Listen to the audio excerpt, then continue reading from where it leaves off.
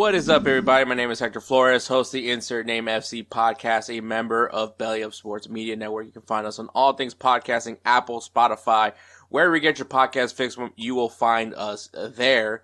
Yeah, man, this episode 251. Also, I know people probably are wondering, like, hey, how come y'all didn't really make a massive deal about, achieving 250 episodes? And I think for us, more so is just that, like, while 250 episodes is an amazing feat, I think at this point we're just really, if we get to the 100th, so to any 100th episode. So, 250 is awesome. Great achievement. Obviously it's consistency and all that, jargon that everyone tells you about when it comes to podcasting. But it's just at the end of the day, it's just, do I want to keep doing this? And so, that is a conversation that I'm gonna be honest with you guys. I have a lot. I've made that conversation plenty of times. There are times where I'm thinking, is this even worth continuing doing? And to be honest, the answer is always yes. And it's not because, like, I'm hoping that this could become a job, even though that would be awesome, or, anything like that. I think for me, what the part that's worth it is I get to be with my best friend. Obviously every other episode, but still, like, I get to talk to people that I genuinely have a great connection with, people that I admire, people I got to, do all this cool stuff with, meeting Jose from Goals TV, meeting, Kelsey from High Low Sports, meeting the guys at Belly Up Sports, man. Like, all those things, it comes from this. So, like, yeah, there's going to be those days. Like, for anybody that's, like, into this kind of, like, getting into podcasting, and I understand the jokes of we need to make podcast equipment expensive. And the reality is, man, like, this takes courage to do. It takes a lot of courage to do, because you're putting yourself out there. You're putting your opinions out there. And, to be honest, opinions can either be liked or disliked. It's just the way it goes. And so, yeah, it takes a lot. It takes a lot, man. But yeah, 250 episodes, yes, that's an impressive feat. But we're gonna make a more bigger deal when we get to 300. So while 250 episodes is amazing, a big milestone for the podcast, we're just not celebrating it, mainly just because, if we do hit 300 episodes, I think that to us is more monumental than 250. That's just my thoughts, and that's why we didn't make such a big deal out of 250 episodes. But this episode is going to be pretty cool, because we have an interview. It coming on is Carlos Mojica. He wrote a children's book called Goal, Awesome Soccer Stories and Fun Facts for Kids. It is awesome. There we go.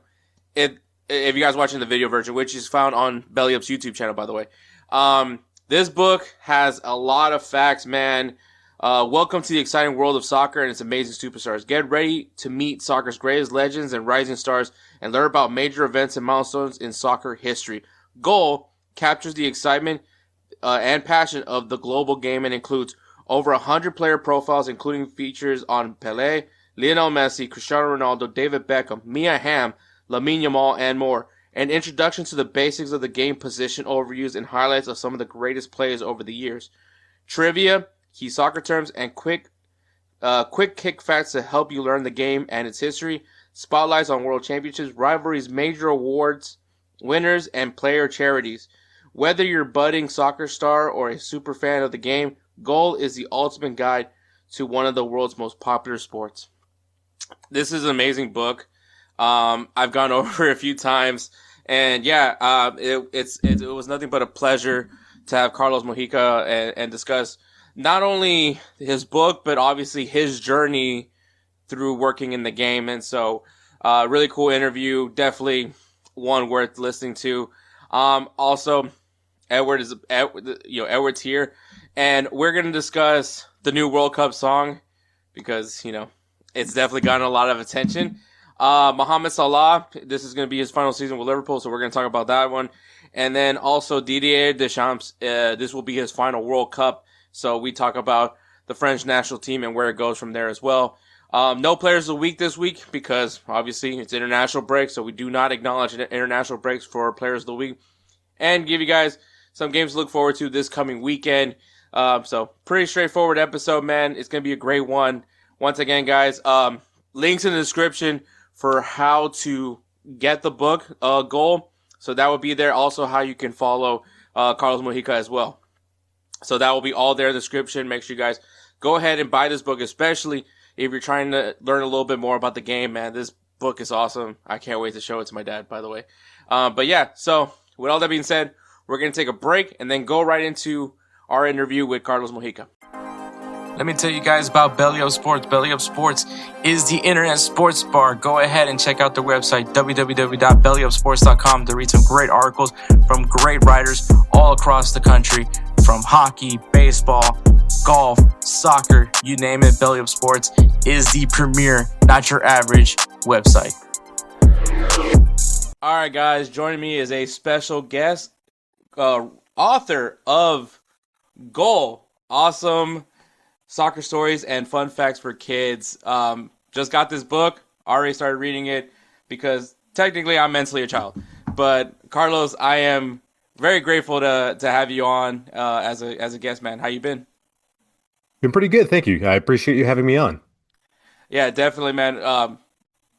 Not very often we get authors. You're actually like our second author that we've gotten in this podcast, but still, it's awesome. Specifically, this is cool just because like youth development in the sport is like I think is really important.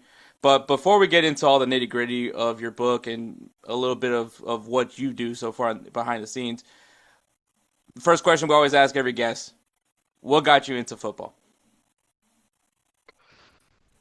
So the answer is a letter and a number, R9, the original Ronaldo Nazario de Lima. Um, I was aware of soccer growing up. I grew up in El Salvador, and I was aware of soccer, and my friends would play it. I would occasionally play it. When the 1994 World Cup happened, I remember it being on. I didn't really watch it. I was too young at the time. I did collect the Panini album, if you've seen those, and that spiked my interest a little bit. And so I began paying more attention. And right around that time, this Brazilian guy was coming up, and he just was lighting up the field. And so he got me interested in it. And after that, it just became learning more about the game, playing it after school, or playing it at school, coming home from school. As you know, as you maybe know or don't know, in Latin America, at least Central America, for elementary, the school hours are from usually 8 or 9 until noon, and then you go home. And so I would go home for lunch. I would do my homework. I would watch cartoons and then go play soccer. Then we started getting the Champions League, and I would watch the Champions League and then go out and play soccer until it was dark. So that's sort of how my interest developed. Okay, and it's funny because R9 is also a big influence for me as well. That's actually how I became a Madrista, was because of R9. And I don't know, what is it with Salvadorians in Brazil, by the way? Because my dad raised me on Brazil to the point where I was dumb enough to think we were Brazilian. But what's the connection with El Salvador and Brazil? Because it seems like it's every uncle's favorite team. So I wouldn't say that R9 is my favorite player now, but he's just a guy that got me into it, and I very much enjoyed playing him. He's a legend of the game. My dad was actually more of a Maradona fan, Okay.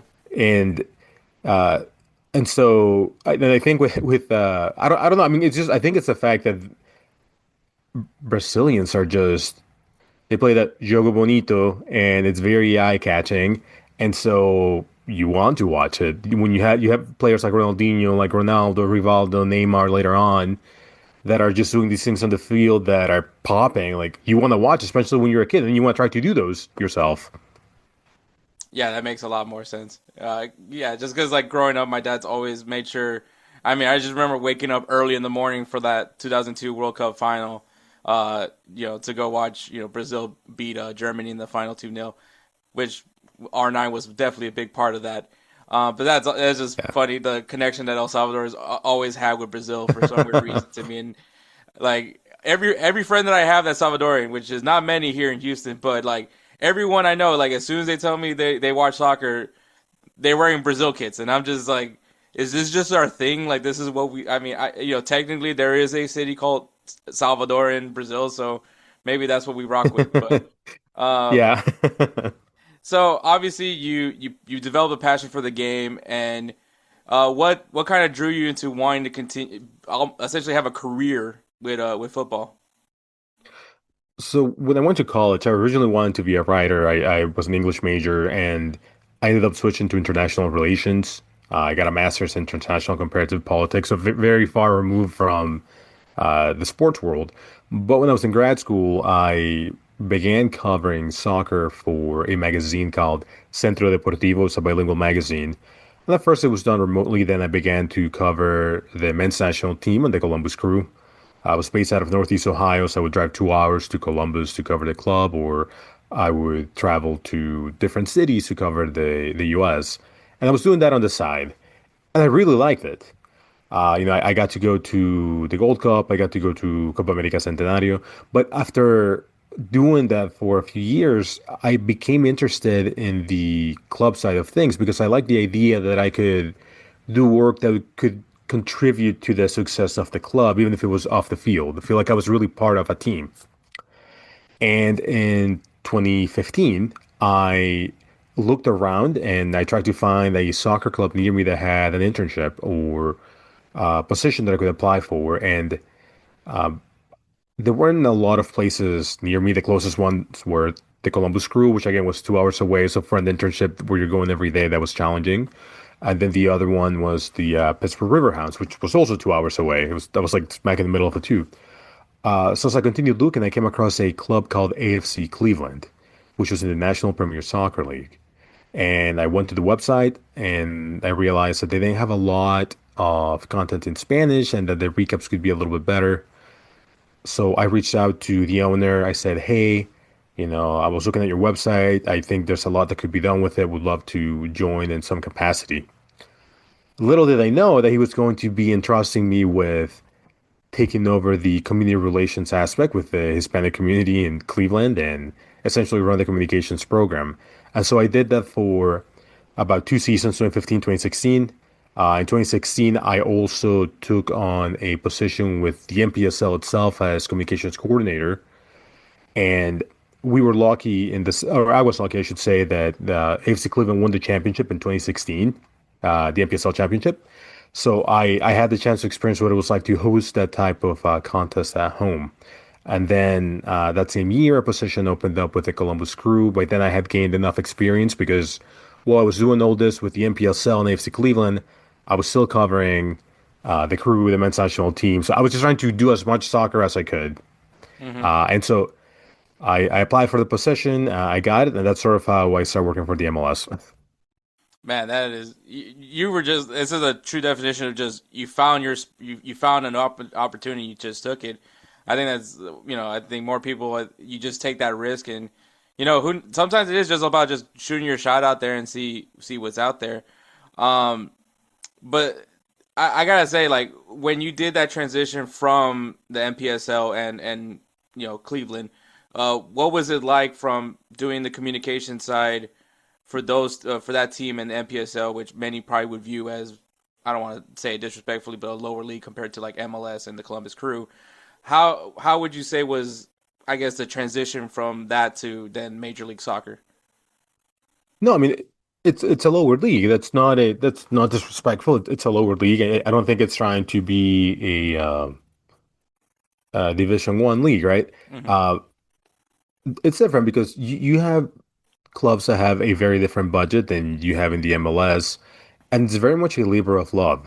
They're to varying degrees of success. I mean, Chattanooga, SC started out in the NPSL, and they were getting, I think, 5,000 folks in the stadium at times, or fairly regularly. But the levels are different. I mean, and although it was a big step up being in MLS compared to the NPSL, I think the fact that I had work covering the Crew helped me a little bit. The fact that I had work as a beat writer in other tournaments helped me because although I wasn't doing the club side of things, I was more familiar with sort of what the expectation was. Because when you work in communications, you're working with the media, and so I sort of knew what the media needed, what the expectation was among the media members. and the level. And so, with that said, it was a steep learning curve. And so, the MLS has grown by leaps and bounds, and they have very high standards. And so, I learned as I was doing things. I mean, just with anything, you learn with practice, you learn with repetitions, or excuse me, with repetition. But having been on the reporter side of things, I think helped me tremendously. And obviously, with communications, I think things have changed over the years where it's like typical media press. Um, how did you view the transition from kind of being more accepting to the non-traditional media? The guys that are just chilling in their bedroom doing a podcast, coming in and getting like their shot to gain some information on what's going on with a club that they're passionately covering. So I think it's media, but it's different types of media, right? Mm-hmm. And it's different types of coverage. So, for example, you have a podcast where you might be getting guests from the club, but they may not necessarily be doing coverage. And so, even though you're trying to service both types of media, you're servicing them. What they need is from you is different. You want to make sure that at the end of the day that the folks that are arriving are being professional. It doesn't matter whether it's a quote unquote small organization or a big organization. I think the way that folks carry themselves and when they're adhering to rules makes a big difference. I came from a smaller outlet, Centro Deportivo. We covered a lot, but we were not an ESPN. And some of the things that I was taught early on were, you show up on time, you don't wear a jersey to the press box, you don't celebrate goals. And those are things that stuck with me. And so it's nice that we've been able to get coverage through different outlets, different types of media. And I think it does take a lot of adapting, but I think it's understanding that what they need may be different. So it's not about treating people unequally at all. It's just no treating them equitably. Mm-hmm. And obviously you mentioned that you were speaking on more of a Latin influence when you were starting out with Cleveland, and from what you were able to do with them and the NPSL, were there some things that you brought with you to the Columbus Crew, or were they already doing those things? No, I think the crew was in a very good spot as it pertained to their communications team. I think I was able to assist with the Spanish side of things, the Spanish language. I was able to translate for players and make sure that players that didn't have a voice were able to get their stories told, or at least we tried to. And I'm happy that I was able to do that. And I would say that maybe what I brought with me more than anything was the fact that it doesn't matter what outlet, what size, what club you're with, what you're working with. At the end of the day, you have to show up with that same determination. Mm-hmm. No, definitely, it's that friendliness that you get in El Salvador, right? Like, you Yeah. know, like when you're about to head home, but there's someone that needs a ride and they just happen to be on the way. It's not something that you see here in the United States, but it's like very common in like the small towns in El Salvador. Um, when you've done like so many cool things in your career with communications and even with community, what was one of those like I can't believe I was able to be a part of this? And it could be something like with a big tournament or maybe just a cool community event that you were able to do. Like what was that felt really fulfilling for yourself? So I was able to meet Risto Stoichkov, the Ballon d'Or winner from 1993, who's in the book, at the Copa America Centenario final. And that to me was a big moment. Legend for Barcelona, legend for Bulgaria, 1994 World Cup, breakout star, if you will. And that was really cool. From a time with the crew, there's a lot to pick from. I think the easy thing would be to say MLS Cup, but Hmm. I think some of the smaller things. We did a preseason in Brazil, my first year with the club, and we were in the Sao Paulo academy in Cotia, and just being in Brazil, we were just talking about Brazil earlier, Hmm. right? But being in what we kind of see in Latin America as the hotbed of soccer culture, going to a soccer game there, and even meeting Rogério Ceni, the fabled goalkeeper from Sao Paulo. That was all very special. And that's just not one thing, but it's all part of the same thing. So I'm kind of Mhm. grouping it together. But that was really cool. And that's something that I got to do because I worked in soccer. So I feel very lucky that I was able to do that. Brazil always comes back, man. That's the most Yeah. important part of it all. Uh, so obviously, you know, there was a reason. What inspired you for this book? Like when I know you always had studied writing, and that was something that always was something that you're always going to be a writer at the end. And I know communications, you guys do a lot of creative writing as well. But what was it that finally was like that light for you that you're like, I want to write this book? So what I would say is that I've always wanted to write a book, and I didn't know that it was going to be a kids book about soccer, but it just sort of made sense. We have the World Cup just a few months away. Excuse me, the World Cup was just a few months away, and when you think of soccer, or at least when I think of soccer, I think of the joy that it brings to people, and when you think of joy, you think of children. And so it just seemed like a very natural fit to write a book about soccer when we have this giant tournament, this once in a lifetime opportunity right here in our backyard.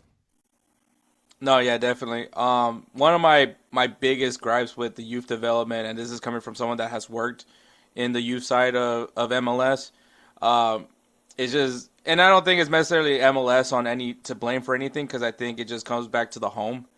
And culturally, it's just there's not a lot of cultures that soccer is the first sport. I mean, I grew up here in the United States. I was the first generation, American where soccer is just natural for me. My neighborhood was very Latin based, so it was we were out in the streets playing soccer or going to the park playing soccer. So like for us, it was never different or this was this odd different sport. But and then you have kids that grew up that were not Latin but grew up in the neighborhood. You're gonna go play with the other kids, and I think one of the big things for me is just like, especially I guess for that other side that's still trying to get into soccer is like they've made it more like competitive right away. And that's not anything against it. I mean, I hate losing even as a 5 year old. But like for me, it always was like I love playing the game. I always connected the game with fun. Like it was this thing that I got to do with friends. Like I didn't think of the pressure of, oh shoot, my U5 club is if I don't win, we don't go on. We don't win a Yeah. trophy. Um, and so for me, like that's what I always think is important for the youth side. Like, I mean, I don't care if the kids doing calisthenics on the side. Like, I just want them to see the ball, identify the ball as just this fun thing. Which at me being a godfather, I get to watch my godsons that are twins. That's exactly what they're doing. They're just kicking the ball around. I don't care that it's hitting me. I'm just enjoying that they're having fun. They connect the ball as just this fun thing. And now they're playing organized soccer, which I think at the end it all intertwines. And so I know I said this big long rant, but it meant something here. For that, what stage are you thinking of for this kid when they're looking at this book? Like what age range? Yeah, or like what stage in football are they for you? Like, So, so what I would say is that with this book, the idea is that you can give this to a kid that's never watched soccer or knows very little about soccer. And if they read this book, which you've seen it, you have it, it's pretty thick. yeah, Uh, they will have learned about soccer and hopefully fallen in love with the game by the end of it. The book covers everything from the history of the game to the laws of the game, the different positions. It has over 100 profiles where it gets into players throughout history, both men and women. It talks about what players have done off the field, and it even has a section at the end about how children can get involved, how they can become involved with the sport. And to your point, that can look very different. Sometimes it's going to the park and kicking the ball around. Sometimes it's watching a game at home. Sometimes it's going and supporting your local club. Sometimes it's playing a rec league or maybe joining an academy. But the beauty of soccer is that it is a simple sport to play. I remember playing with these plastic hard balls that every so often would break because they were really cheap in El Salvador. And we would make our goals out of two stones. And we played for hours. And It's a beautiful game. Soccer has this ability to transcend languages, and it really brings strangers together. It can make them cry, laugh, and smile. And so, while the book is aimed at kids ages 7 to 9, I think it's really for any kid. It can be for a kid that's already familiar with the game, and then by when they read it, they'll find out more stuff about their favorite players, or maybe discover a new player. Or it can be for someone that knows nothing about it, and they will get an education on soccer.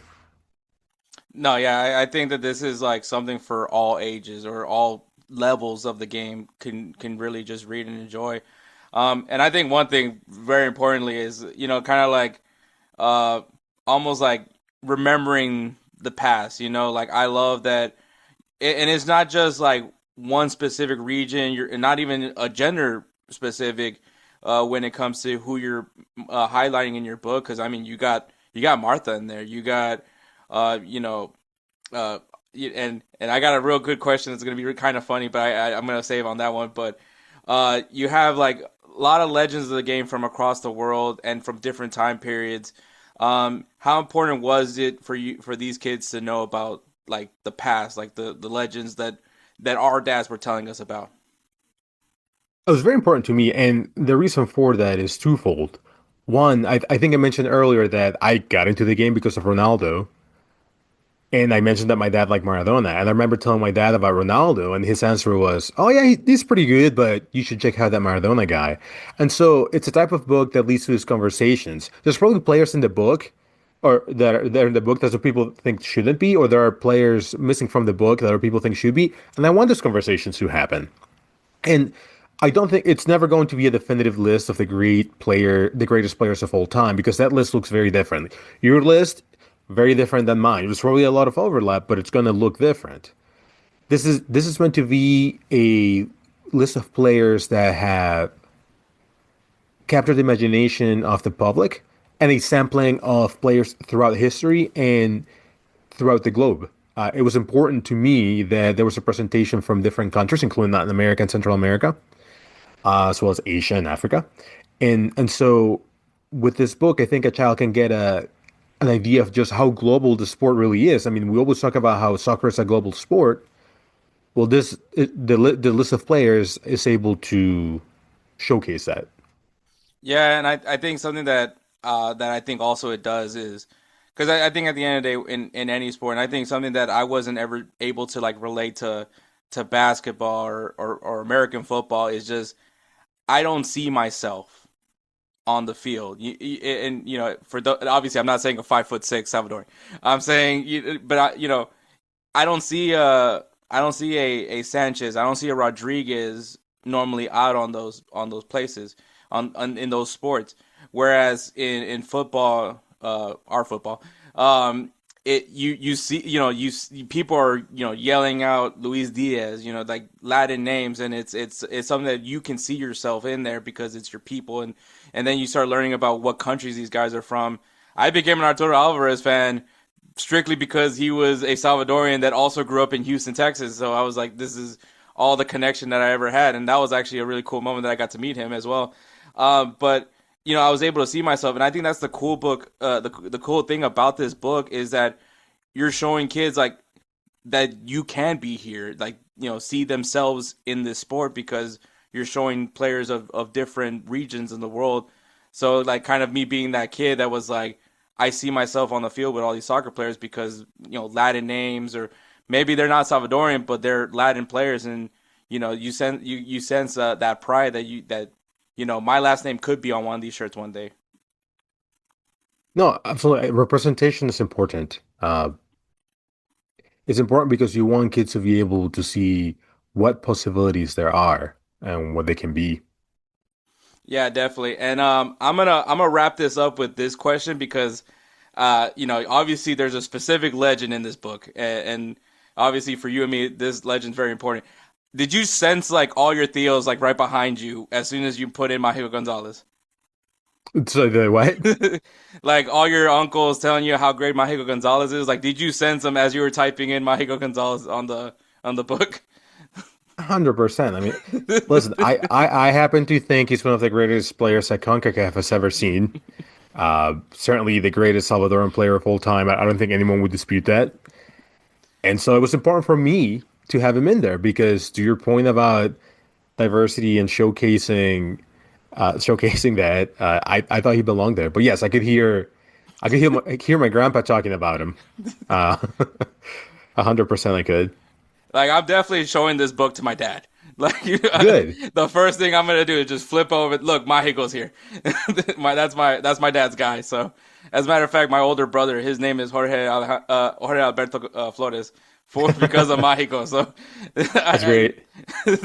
so it So all if connects. yeah, if you do that, I want to see a photo. I want to see a video of how your dad reacts. Definitely, I will definitely send it to you, man. Uh, but yeah, I man, this. listen. Maradona supposedly said that he was the greatest player he had ever seen. Oh, I frame that. If I need to get that and frame it eventually. But yeah, that is like forever gonna be there. I don't care what anybody else says. I said that a goat recognized him, so he has to be a goat in some aspect. Um, and he's still kicking it, man. That guy looks great for his age too. Yeah, But yes, Carlos, this was amazing. I love this book, man. I can't wait for my godsons to read it. I can't wait for my dad to read this, because this is just. I think this you specifically for you said 7 to 9, but I think anybody can read this book, and I think Edward needs to learn the basics of this game as well. So he could definitely use it as a 36-year-old. So, but I appreciate it, man. Tell us where we can find you and how we can get this book. Goal. absolutely. So the book is out now. You can find it pretty much anywhere books are sold. So Amazon, Barnes and Noble, Books a Million. Uh, it's out through Quarto Kids, the Becker Myers series, and you can, if you want to help out the publisher, you can go to a URL called that's GENI.US/Goal Awesome Soccer. But yes, the book is widely available. As for me, you can follow me on Instagram and Threads at CD Mojica. I'm still on X at CD_Mojica. If you buy the book, please take a photo of it when you get it, tag me on it, or just let me know what you think of it. I'm curious to see how it's received. I spent a lot of time working on it, and I'm hoping that I did the sport justice. So let me know. Yeah, definitely, and I promise you to get that video of my dad. So, but great to have you on, man. Everything will be in the description for this episode, so make sure you guys go ahead and check out the links over there, because we need the sport to grow, and this is definitely a great start to it. So, appreciate it, Carlos, and you're more than welcome to come anytime you want, man. Oh, thank you. Appreciate that. Thank you for having me on. I really appreciate the opportunity, and I'll be in touch, I'm sure. Yeah, definitely. I love soccer, Peggy. All right, guys. Big thank you to Carlos Mojica for coming on doing his interview. Definitely make sure I'm gonna have it right here. If it doesn't let me, the green screen doesn't allow me. Make sure you guys get this book. Goal. Awesome soccer stories and fun facts for kids. It's a really thick ass book. Great book. Awesome read. Edward, by the way, this is a gift for your kids, by the way. So this Yeah, is thanks. my And gift. and My and that's funny because I was actually gonna say, hey, I'm gonna go out and get that book for the kids. you know what? Go get that book, and then that way both of them have a book. So Yeah. that's what we're gonna do. That's the We'll strategy. see. We'll see what the strategy. Here's the strategy. We'll see who actually reads the book and pays attention Yeah, and actually goes off of that. that's very true. My money's on Iker. So no offense to Mateo. Mateo, come here. What the Hector saying? Come here. And basically, I'm like, you got to prove him wrong. Oh, he loves. Look, He loves to I prove love people wrong. Hey, He I loves to love prove Mateo. I love Mateo. He's about that action. He is your Marshawn Lynch of your family. He's about that action, boss. Yep. But can you sit still and read a book? Yeah, that's true. I love. I'd have to sit down and Once read again, them. I love my godsons. I don't have favorites. We don't do favorites here. That would be a terrible godfather and terrible uncle move. We don't do favorites here. Yes, we don't do favorites, but secretly there is a favorite always. But my And my money's on Iker on this one. yeah, I mean, I don't. Now, if it was about a foot race, Oh no. No, if anything, no. Actually, believe it or not, Iker is a little bit faster than Mateo He's because got the height. Mateo.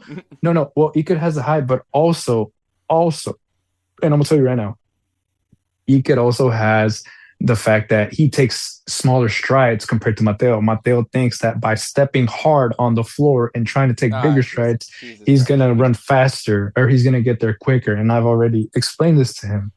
The problem is, this is where this book comes in. This is where this book comes in. It's like it'll explain to him what he actually needs to do. And the thing with Mateo is like, if he sees it in a book and he reads it and it's facts, he will actually try it and do it. He's that type of person. He will try to do it. Iked, on the other hand, he has my thing of watching something on YouTube. Oh, I'm gonna try to do that. Okay. Yeah. But yeah. So So once again, guys, make sure you guys go and purchase the book. Link is in the description. So you guys remember, awesome book. Also, I love the fact that Magico Gonzalez is on this thing because that, as yeah, every Salvadoran knows, that's that is it's a clip of what was that it, is the Bad Teacher, where that's all I need, Sean. that no, and ironically that's our version of Our goat. Maradona. That's our goat. Yeah, very much. Like Almost person for person Maradona. But yeah, Edward, in the field and out the field. in the field and off the field, we love him. You know, family treasure, country treasure. He's beloved. We love him. I need to get me and the Astros gave up another home run. Oh no, they didn't. Or did they?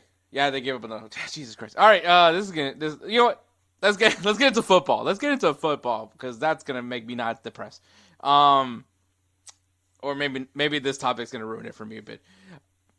All right, so FIFA has announced their official World Cup song.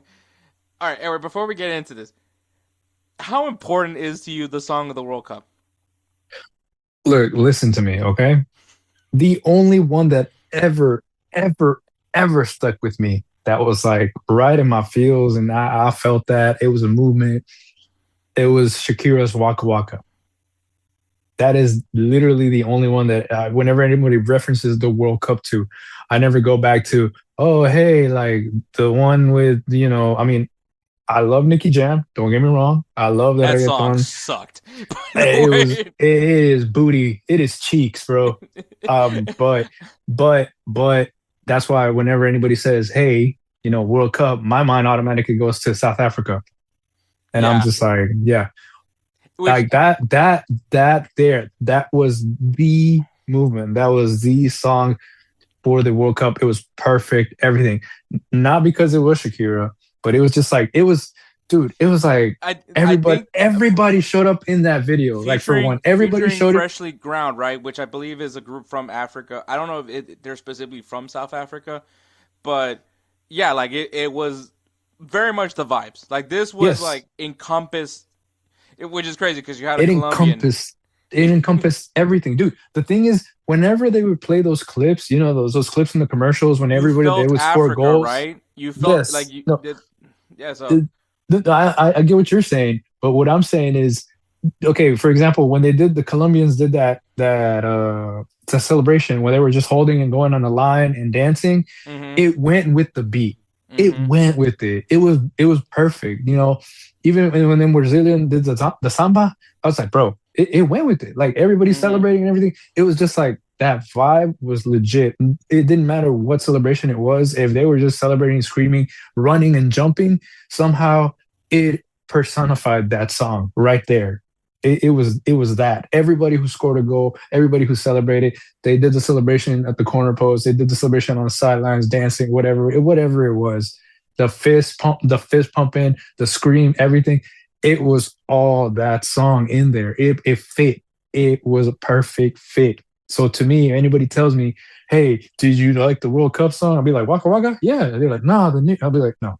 I think when you at least most recent World Cup songs, Waka Waka is definitely the one everyone remembers. I would argue La Copa del Vida because of Ricky Martin, which literally it was just the World Cup. The song was literally the World Cup. Like Waka Waka, it's not necessarily. It is a World Cup song. I'm not trying to say that it's not, but like you can like you don't it's not specifically aimed towards like okay the wording isn't like besides just it's time for Africa. Like aside from that, like I don't think that anybody's like whereas like Ricky Martin is literally saying World Cup, this is the one, right? Like No. he literally says World Cup in the song. But like those were the last two bangers that I can think of for World Cup songs. So I don't put too much on the World Cup song because frankly I can give rat's ass about the World Cup song. But apparently, and I'm gonna go on a full rant about it, and I'll get that till we get there. But yeah, so the new song came out. It is called "Lighter" by Jelly Roll and Karin Leon, and Don't know yeah. how to feel about it. All right. So before we get into this, I do like Jelly Roll. I'm not gonna say a big fan of Jelly Roll, but I like his music, and I don't want to take like people are taking way too many jabs at this guy, and the only reason why I'm not gonna take a lot of jabs on him because one, I think he's an amazing singer. Secondly, his story, whether it's fabricated or not, I'll let the true judge decide on that one, which obviously we all know who is the one and almighty. That's no one's above him. You know what I mean? But Jelly Roll, if you guys don't know, the guy was a convict. He was going through alcohol abuse, drug abuse, whatever you can think of, and once again was an inmate. Hey guys, this is Hector from the Insert Name FC podcast here to tell you guys about Canada Dips. It is a great tasting, superior alternative to traditional dip using CBD in a way that is radical, enjoyable, and effective. It comes in 5 core flavors: wintergreen, mint, citrus, mango, and American spice. Canada Dip CBD is the new evolution in dip, allowing guys to enjoy great, long-lasting taste without the downsides. If you guys want to go ahead and try them out, use the code BELLYUP20 at CanadaDipCBD.com. Once again, BELLYUP20 at CanadaDipCBD.com, and you'll get yourself 20% off your purchase. Thank you again for Canada Dips for being a great partner of Belly Up Sports. He then accepted Jesus Christ as his Lord and Savior, and then found country music. And then that's how he now became this Grammy Award winning, by the way, artist. So, Oh yeah.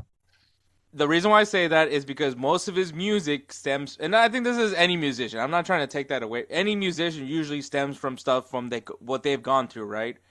And a lot of Jelly Roll's music does come from his turnaround, his struggle of, finding Christ, right? And so I don't want to take anything away from that. So when I heard this song, it was a Jelly Roll song. Like this was, if you've heard any songs from Jelly Roll, it's a lot of songs that are coming from where he came from, which is him going through his struggle with addiction, his struggle with finding God.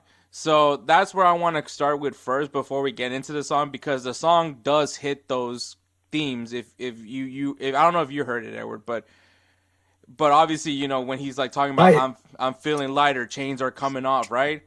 Those kind of things. So once again, this is all songs like he's gonna sing from what he's gone through. Maybe he wasn't the right selection for a World Cup song, and I get that. And we'll talk about maybe who we would want to pick for this. But also, by the way, FIFA picked the artist, not the USA. I just want to predicate to that. That's in every, and then that's the thing. I think that's in every song or artist that they choose. It's always FIFA. It's never anybody like, oh, they're gonna,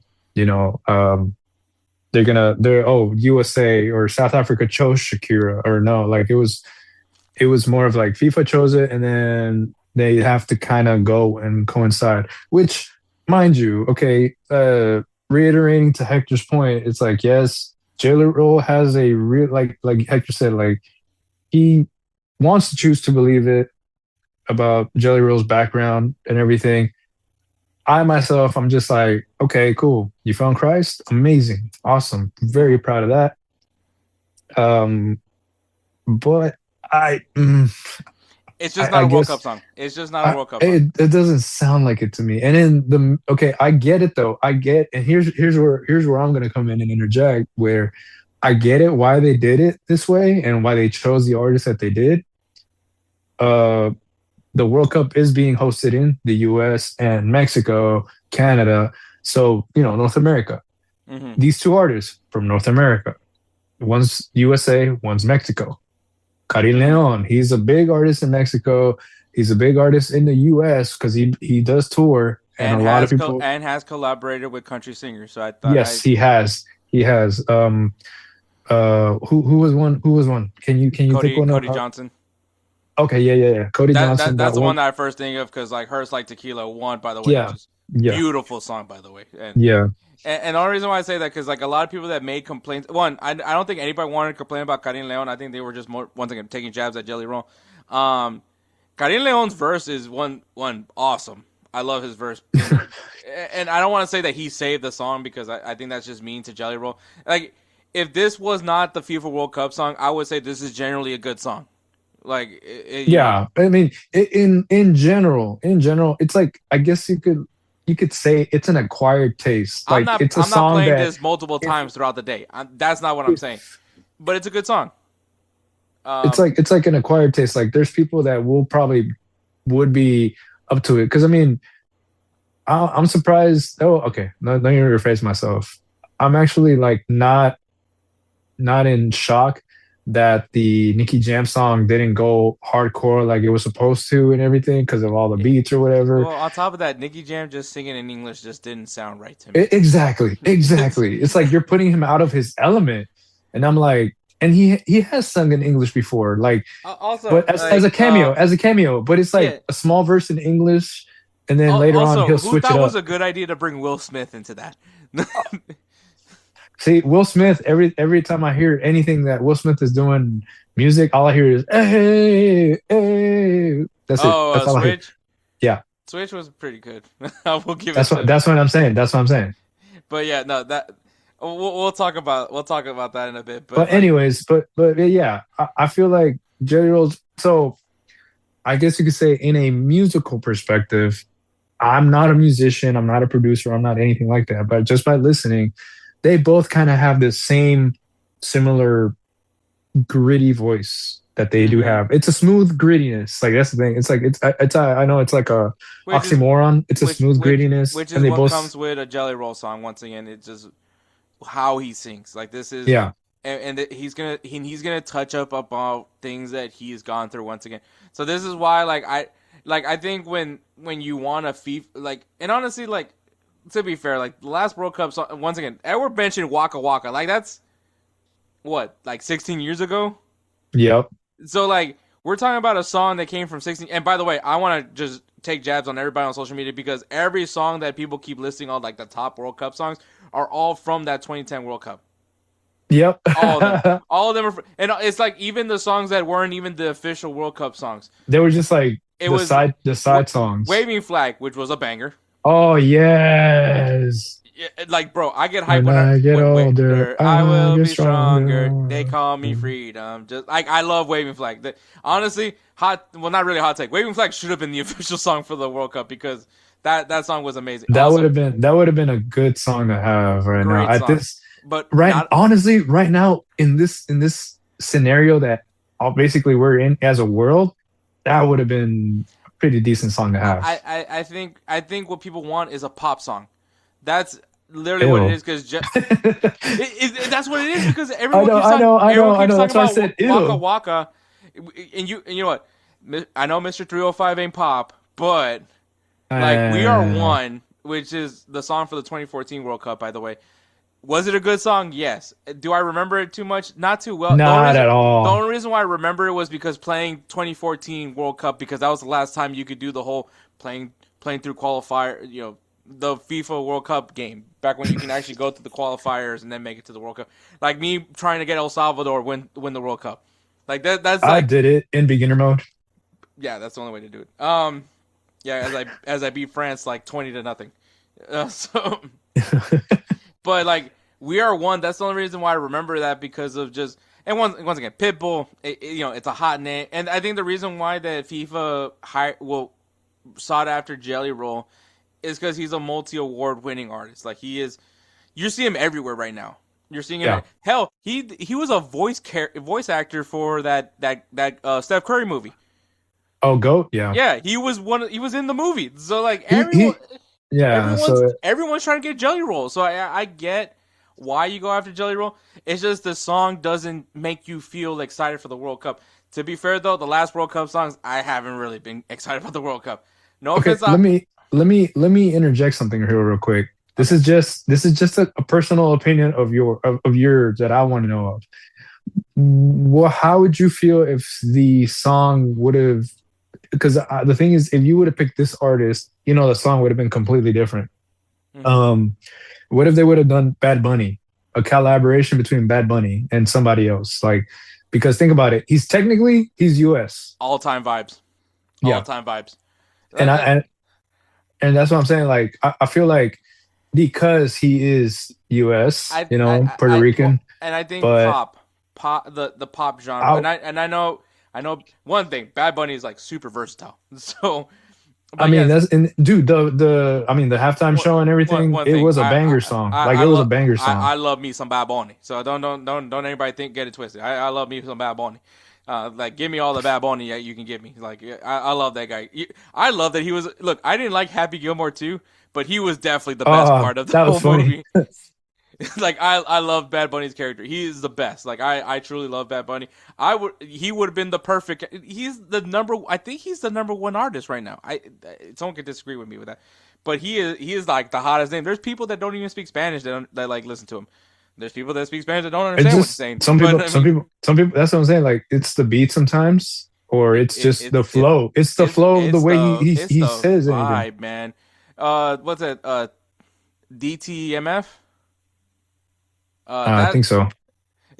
Spanish music is a tricky little thing because songs can sound really happy and then you read the lyrics and And you're just like, oh, yeah, yeah. Because I actually played that song the whole throughout the whole thing with my grandfather just because it was like a really touching song for me. But yeah, no, Bad Bunny would have been perfect. If and everyone's like, oh, we should have got an American artist and a Canadian artist and a Mexican artist, and I would be honest with you, if that was the route that FIFA was gonna do, which by the way they probably should have done that for every World Cup, but let's be honest, that's not what they do. They go after the big artists because like to be fair though, 2022 was kind of weird. I actually liked it was different when they went after Trinidad, Cardona, Davido, and Aisha. I thought that was cool. The song is great. I have nothing against Haya Haya. I think it's a cool song. It's a cool vibe. Once again, but I think it's forgettable. Forgettable, and unfortunately, it got overshadowed by I Show Speed mispronouncing country names. So like, Oh, but yeah, the Nicky Jam song at that time in 2018, Nicky Jam was like everywhere. yeah. He was in Fast and the Furious. He was in Fast and the Furious. He was literally everywhere. So why wouldn't you get Nicky Jam? I don't get Will Smith. I don't get that part. I think he was relevant because of Jada Pinkett. No. I mean, showing a little offense there. I mean, I love Will Smith and everything. I love his movies. That was it's just no. But that's what I'm saying. Like before he slapped, but he was still going through the whole thing of like them technically not being married to Miguel, but they're married. When Bad Boys 3 came out? I don't know. I don't remember. But I just remember the only thing I remember from that song is just Will Smith yelling out, "We're right here." That's all I remember. But and then Nicky Jam singing in English, which that just was off-putting to me. 2014, Pitbull. Bro, it's Mr. 305. Of course, he's just the hot, especially in the 2010s, the hottest name you can think of when it came to music. And then 2010, Shakira. Like you're gonna have Shakira. Her hips don't lie. Like once again, talking about an artist that was big in the 2010s. And it's not even the fact that her hips don't lie and she's hot and stuff. She actually took time to learn about the culture, the way they dance. I'm gonna do my thing. She brought in Freshly Ground. She brought in Freshly Ground, which maybe is a South African group. I don't know. Google it. Google. This is great podcasting, by the way. But let's see, Freshly Ground, and pop band. Pop band from where? Cape Town, South Africa. Aha! Afro fusion pop band. So see what you do. See what can happen. And you know what? She did an amazing halftime show, even though I lost the bet because stupid Vegas thought they twerked. But they moved their hips. That's not a twerk. But and then like honestly, I didn't even know 2006 and 2002 had a unofficial song. So that should tell you where I rate the World Cup songs. But of course, in 1998, you had probably one of the most iconic World Cup songs, "The Cup of Life" by Ricky Martin, which the 90s was his time. Like, this was Ricky Martin before he came out. So, like, this was like prime, sexiest name. Like, She Bangs hasn't even came out yet. Like, this is how big Ricky Martin is. Like, this is living La Vida Loca. You know what's funny? It's like the only reason why I know that song, the She Bang song, is because of the dude from American Idol. William Hung. She bang, she bang, she bang, she bang. Man, I miss that guy. Bro. I hope he's okay. But yeah, so going back to this Jelly Roll song, many people on social media are just going on these rants about how this is the worst song ever. And to be honest, I think we could probably argue that Live It Up was probably worse. But look, I'm gonna tell you one thing. I think it just has to do a lot with this political crap that's going on right now. That's the whole. Yeah. Because think about it. The halftime show Bad Bunny did. He even said it himself. This isn't just for Latinos. It's like for everybody in the world. Like, it doesn't matter if you're white, doesn't matter if you're black, doesn't matter anything. It doesn't matter. It's just for everybody. And I mean, think about it. He had Lady Gaga in there. It was a good collaboration, man. Like, I'm not gonna lie to you, Edward. I need, like, you don't know how much I need that salsa version of that Bruno Mars song.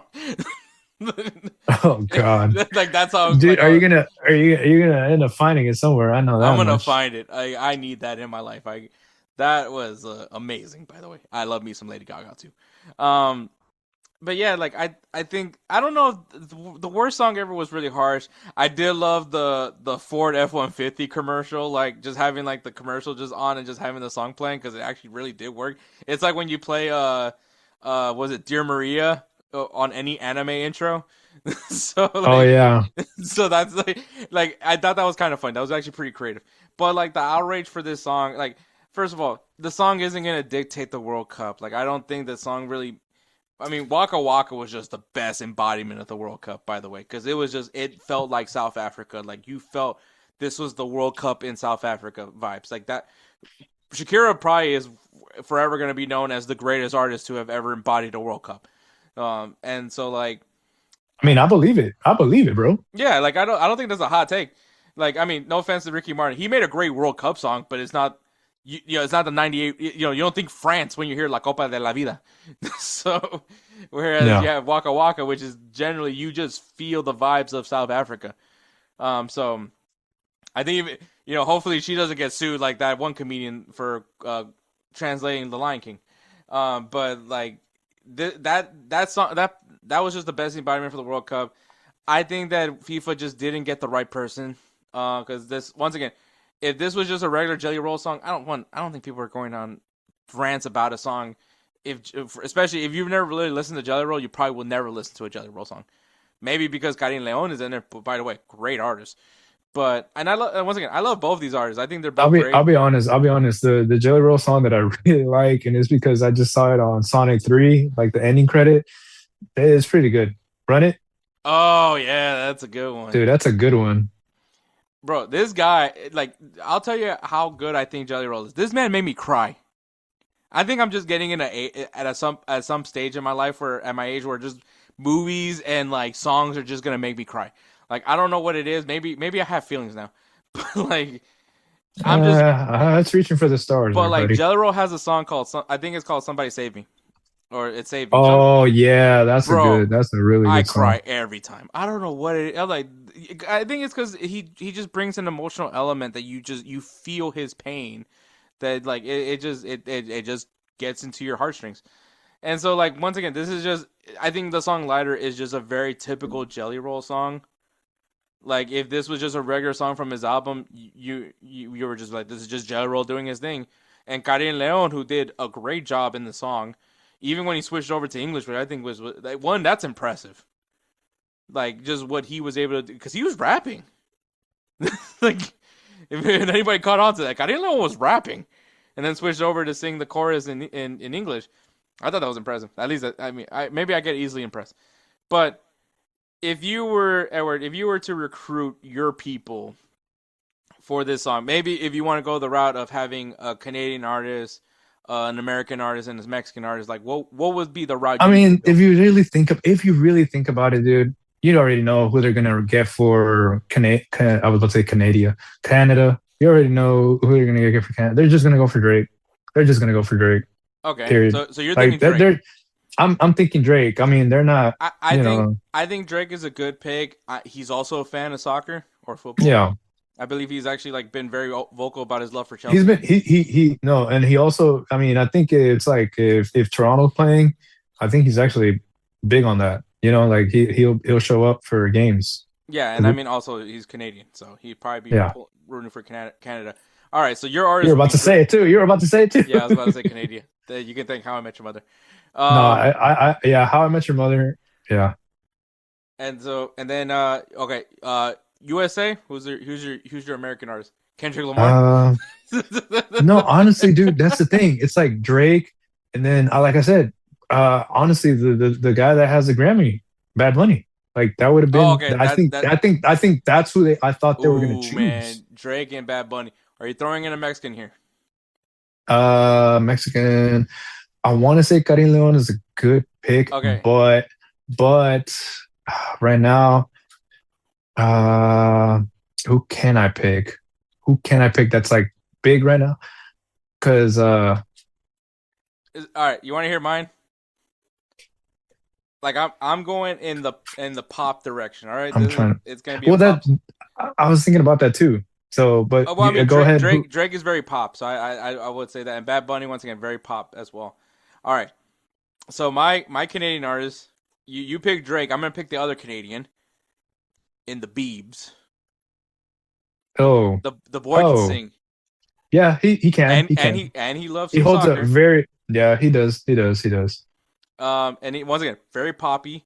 Now, for the you know what? Before I get to the American, Mexico, Doble P, Peso Pluma.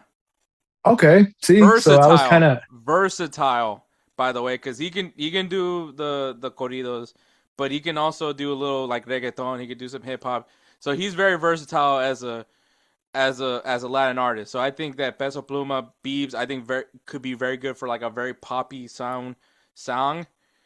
Mm-hmm. And then song.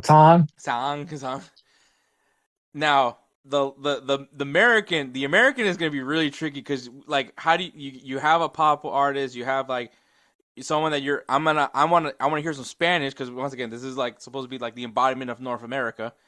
So I want Peso Pluma to be singing in Spanish. My American is Kendrick Lamar because I think we need some rap in here. And maybe I'm just biased because I really love Kendrick Lamar, but I think he's like our current GOAT. But when it comes to rap, so I think like having a song with Biebs having like the melody, maybe doing like the chorus, having Peso Pluma having like a verse in Spanish, and then having Kendrick Lamar just getting like that energy, like American, especially with like you're talking about the U.S., right? Hip hop is really big in the U.S., so you need to throw in some hip hop, have those strong chorus. The only thing with me is that maybe Kendrick might be a little controversial of an artist, but it would be hilarious to have like Drake and Kendrick in a song together. Oof, never will happen. That is. But I like the direction you have with Drake because Drake obviously lyrical as a rapper, but also as a vocalist as well because he obviously has like the voice of an angel. But so who you thinking for your Mexican now? Or no, you had Karim Leon, right? Or you were thinking Karim Leon? I was thinking, honestly, who can I pick? Because also everyone that listened, be proud of me. I didn't pick Becky G. So I figured. Honestly, I'm gonna be honest with you. I thought you would have. But we've heard. But we've heard Peso Pluma and Becky G collaborate. So like it just wouldn't. Though it would work though, probably. It definitely would have worked with the Biebs. Yeah, true. I mean, you're right, man. I don't know, because you did pick Peso Pluma. I mean, if you want to pick Peso Pluma, well, no, that's the thing. It's like I don't know if it would be like okay, so like. Do you think it's important for it to be Mexican, or do you think it just needs to be a Latin star? No. I would say it has to be Mexican. You know what? Since they've done a lot of collaborations with a lot of of of people, like whether it's like crossing over genres of music, I would say Grupo Frontera. Ooh. Because they I mean, if you think about it, they've crossed over to Mm-hmm. bachata. They've crossed over to I mean, They did a song with they already Manuel collaborated with Bad Bunny. Turizo. They did. They already did Mm-hmm. a collaboration with Bad Bunny 100%. And I mean, it was good. It was good. Mm-hmm. No, yeah, that would be a good one. I think Grupo Frontera actually dropped a song like a little like World Cup song, or maybe that could have been AI. I fall for AI a lot, but um, but honestly, like, look, is this the World Cup song really important? I think it depends who you ask. I don't really I'm, like. I mean, it's I not the mean, end all be all because I look, mean, 2022 World Cup was as controversial as that World Cup was. It was still a great World Cup. We got to watch one of the greatest finals with Argentina France and and France Argentina. just going in a shootout.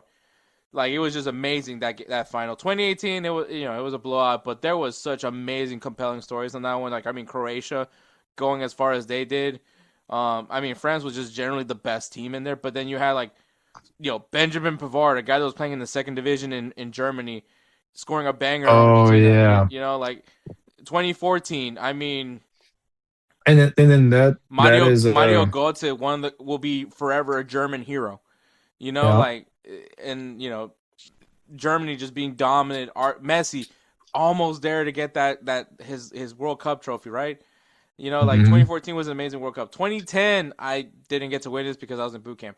But Well, no, Spain, the thing is Spain, no, that that's what yeah, that one Spain. in Spain, and that's the thing though. It has like a story wrapped around it, even though it's no longer there. Think about it. When Shakira basically made the song and all this and that, and then she's like, "Hey, this is the opening thing," and I think Piqué reached out to her and said, "Hey, like, like, how are you Oh, doing? Let me talk to you and everything yeah. like that." And then that's how it started, A And he's like, "Hey." family was formed from that World Cup. Yeah, and that's what I'm saying. Like it formed and Which, everything, by and the they way, got. did you see the video of like Shakira's kid singing one of her songs with her? I have not. Amazing voices, like great genes, like good for them, Good for. They're like dude. they Like that, got. it's just like there's certain things that's just like, bro, you were destined. Like I mean, like Mark Anthony and J Lo's kid, like that girl can sing. Oh Like yeah. when she got to sing. She had to sing in the Super Bowl halftime show. Some people want to be haters about that. That's just great flex. Like everyone got to hear you sing this land is my land, this land is your land. And amazingly, by the way. So I mean, and that's a lot of pressure. Your dad is like one of the greatest salsa singers of all time, and your mom, well, your mom. So I mean, like, so I'm done with you. I mean, she did that song with the was it Ja Rule? And I mean, it was a good song. It was a big hit. the I'm real. Yeah, That's all she that had was to a, say. it was a, That's all she it had to was say was a, I'm real. In real life. no, she did a little bars. She did a little bars. I mean, everybody thought that, you know. So it's a good song. I mean, what else? But anyways, with all that being said, man, Edward, how important was this song to you? Like, is it really that big of a deal? Like, is this gonna ruin the 2026 World Cup for you? Like, Nah, it's not gonna ruin the World Cup for me. No, I like that. To me, it's either neither here nor there. I'm like usually. Let me put it this way. I usually don't even watch the first ceremonies or whatever. The only ceremony I ever saw that the opening ceremonies was the South Africa one. I think it was just a massive overreaction from people. Like, I think just once again, they just this is because it's my thoughts. It's real easy to pick on America. It's really easy to pick on the United States, and I totally get it. As a matter of fact, USA just got beat the brakes off by Belgium today, and like, did I expect them to beat Belgium? No, but like, they put up a good first half. Did they get tired out? Yeah, but all of a sudden everybody's just like, this is why the U.S. doesn't Excuse me. belong here. And I'm like, bro, I mean, they qualified the World Cup for hosting it, but at the same time, like, it's a friendly, take what you want. Like, it's a bad loss, right? A 5-2 loss is still a bad loss, regardless of how you want to sugarcoat it. But, Yeah, like, the U.S. isn't supposed to beat Belgium. yeah, Like, Belgium is still is a top 10 ranked nation. So like for them to have like a 1-1 first half, that's impressive. Then they got tired out because how long can you defend against Jeremy Doku? So like but that's the thing though. Like, and then everyone's making fun of Pochettino because he says that we have to believe we can be in the semifinal, and then like, oh, you lose 5-2, this isn't, be realistic. Like, first of all, like as a fan, do I want to hear players be like, no, yeah, we're just here to play. Like, no, I want to hear y'all have some confidence in y'all. Yeah, like, I don't want, like, let me be realistic. Let the players be the ones that have faith in themselves. Like, I think that's a crazy take, by the way. But that was just a random rant that I just wanted to, as the Astros hopefully hit a home run. No, they haven't. But yeah, no, that's just like, to me, that was like the most insane thing. It's just like, I think everyone just, whenever they get a chance, want to take jabs to the United States. And I get it. I get that the United States is not the most popular country in the world. I don't expect it to be the most popular country in the world. But like, I think just having FIFA select Jelly Roll to sing create a World Cup song, it just added more fuel to that fire that people already have for like the United States. And that, is it fair? I mean, I'll let you decide on that part. But like, it is what it is. I don't think Jelly Roll wrote a bad song. It's just not a World Cup song. I agree with you. It's not. I'm right there. I'm there with you. Once again, it's not a bad song. Nothing against them. Nothing against them. Everything good. Just exactly. But all right, our next topic. Mohamed Salah. Man. Oh yeah. So Mohamed Salah has announced, and it's official. He will be leaving Liverpool at the end of the season. He did have one more year on his contract, which I believe not that I believe, he was set to get another 20 million euros from that year. If you guys want to break that down by per weekly, that's 400,000 a week. And I'm over here struggling. not even that's 10% of what I make. So like for a year. Like, oh yeah. Man. I just need to have I just need to be good enough to be like a backup and just retire after one season. Yep. You know what? No. What we need to do is we got to get picked up by the Chinese league or the Saudi league, one or the other. Mm-hmm. That they'll pay us for 1 year, just 1 year, and then after that we'll ride the bench for a little bit, play a little bit on the field, and get back out, come back home, be like, all right, we got to invest this. But Edward, I mean, like, Mohamed Salah, we all know his story, right? Like, Chelsea reject, goes to Italy, plays for Roma. Obviously the great Jurgen Klopp, sees him and brings him into his Liverpool project, becomes an icon for Liverpool. Obviously wins the Premier League, wins the Champions League, all those things for him. How, like, when it comes to Liverpool players, and I know you're not a Liverpool fan, you do have a soft spot for Liverpool. I have a soft spot for him. Where does Mohamed Salah like rank amongst Liverpool? I know Kelsey has a lot of love for Mo Salah, but like for you, where does he rank? Oh, dude, Mo Salah is like, he is their attack, bro. At times, like, the dude is. I mean, that's the thing. It's like you can't quite replace Mo Salah, to be honest with you. Like I don't see it happening. The only thing I can see is like, because Cody or Alexander Isaac, I don't know, man. I will say, like, Mohamed Salah definitely over the years have converted from being a winger to more of a central player. At least over the years now, just because of age. Because I believe he's like, well, I mean, it's because of age, and he can't run that much anymore. But even then, even though, let's put it this way, he kind of converted in the way Messi did as well. He went from right wing to more of a center attacking mid. Even though he's still playing the wing, whoever his right back is at the time is always actually there to help him move and do the basically tiki-taka style that they love to do. And Mo Salah does the same thing, dude. I'm not saying that Mo Salah is Messi. It's more of like Mo Salah's play style was always run, like sprint past the wing. It was never like chop anybody, do the quick chop. No, It was always just run past them. Okay, that's it. Let me go ahead and put it to my left foot. Boom, curl it in. Boom, power shot if I need to. Like that's the thing. He was never a one-on-one person that would be like, okay, let me go take one-on-one, take on one, take on two, take on three, take on four, take on five. No, it was always like, okay, take on one, boom, run past them, and then just completely obliterate in speed. Because Mo Salah, that's one thing he has is that speed, that crazy speed. Even at the beginning of the Liverpool era, like when he started with Liverpool, um, he basically was there attacking for a while until he basically had this help of Luis Diaz and not Darwin Nunez. I mean, as much as I love Darwin, not Darwin Nunez, but oh, his name escapes me. Please help me. Oh, Sadio Mane. Sadio Mane. There you go. Like Sadio Mane, same thing. Him right there, perfect. That was that AFCON connection. You know what I mean? Like that was a very like crazy that one of them didn't get a Ballon d'Or.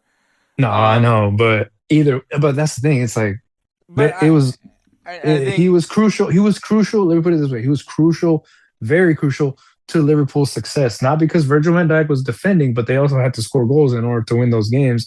And Mo Salah provided goals and assists to that tally of Liverpool whenever they were winning with Jurgen Klopp. Like he was part of that team.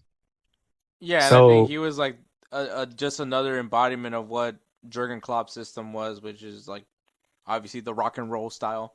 But yeah, like Mohamed Salah is going to go down as one of the greatest players for Liverpool. I think if he ever gets a chance to like wherever he goes, you know, depending on where he does after this, but he's gonna be welcomed in Anfield with more than open arms. Like I mean, he's getting the standing ovation and everything.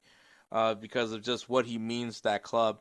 And also just another player that Jose Mourinho just has no eye for talent. Because, once again, if you guys know Mohamed Salah's story, he was with Chelsea. He was at Chelsea before, yeah. With Jose Mourinho, along with Kevin De Bruyne, by the way. Righteous Felon Craft Jerky is the official jerky of Belly Up Sports. For over a decade, Righteous Felon Craft Jerky has led the American meat snack revolution by concocting delicious, adventurous, U.S.-sourced jerky recipes for uncompromising carnivores across the country. With 15 different flavors to choose from, Righteous Felon has all jerky lovers covered, and by using promo code BELLYUP, you will get 15% off your purchase at righteousfelon.com. Do your taste buds a favor today and rip into a bag of Righteous Felon jerky. Who Jose Mourinho just didn't see any quality in them, so they ship him out, and they became successful. Successful in the Premier League. So on top of that, I think that's the thing though. Like that's the kind of players that they are. Think about it: Mo Salah, Jurgen Klopp, Kevin De Bruyne, Pep Guardiola. Like Pep and Jurgen Klopp have more of an understanding of those kind of players, you know. Mm-hmm. Jose Mourinho, you already know he's more of a wham bam kind of guy. It's not just about speed for him. Like he just, I don't know how else to explain it. Like if you're a Mourinho player, you're a Mourinho player. Zlatan Ibrahimovic, Mourinho player.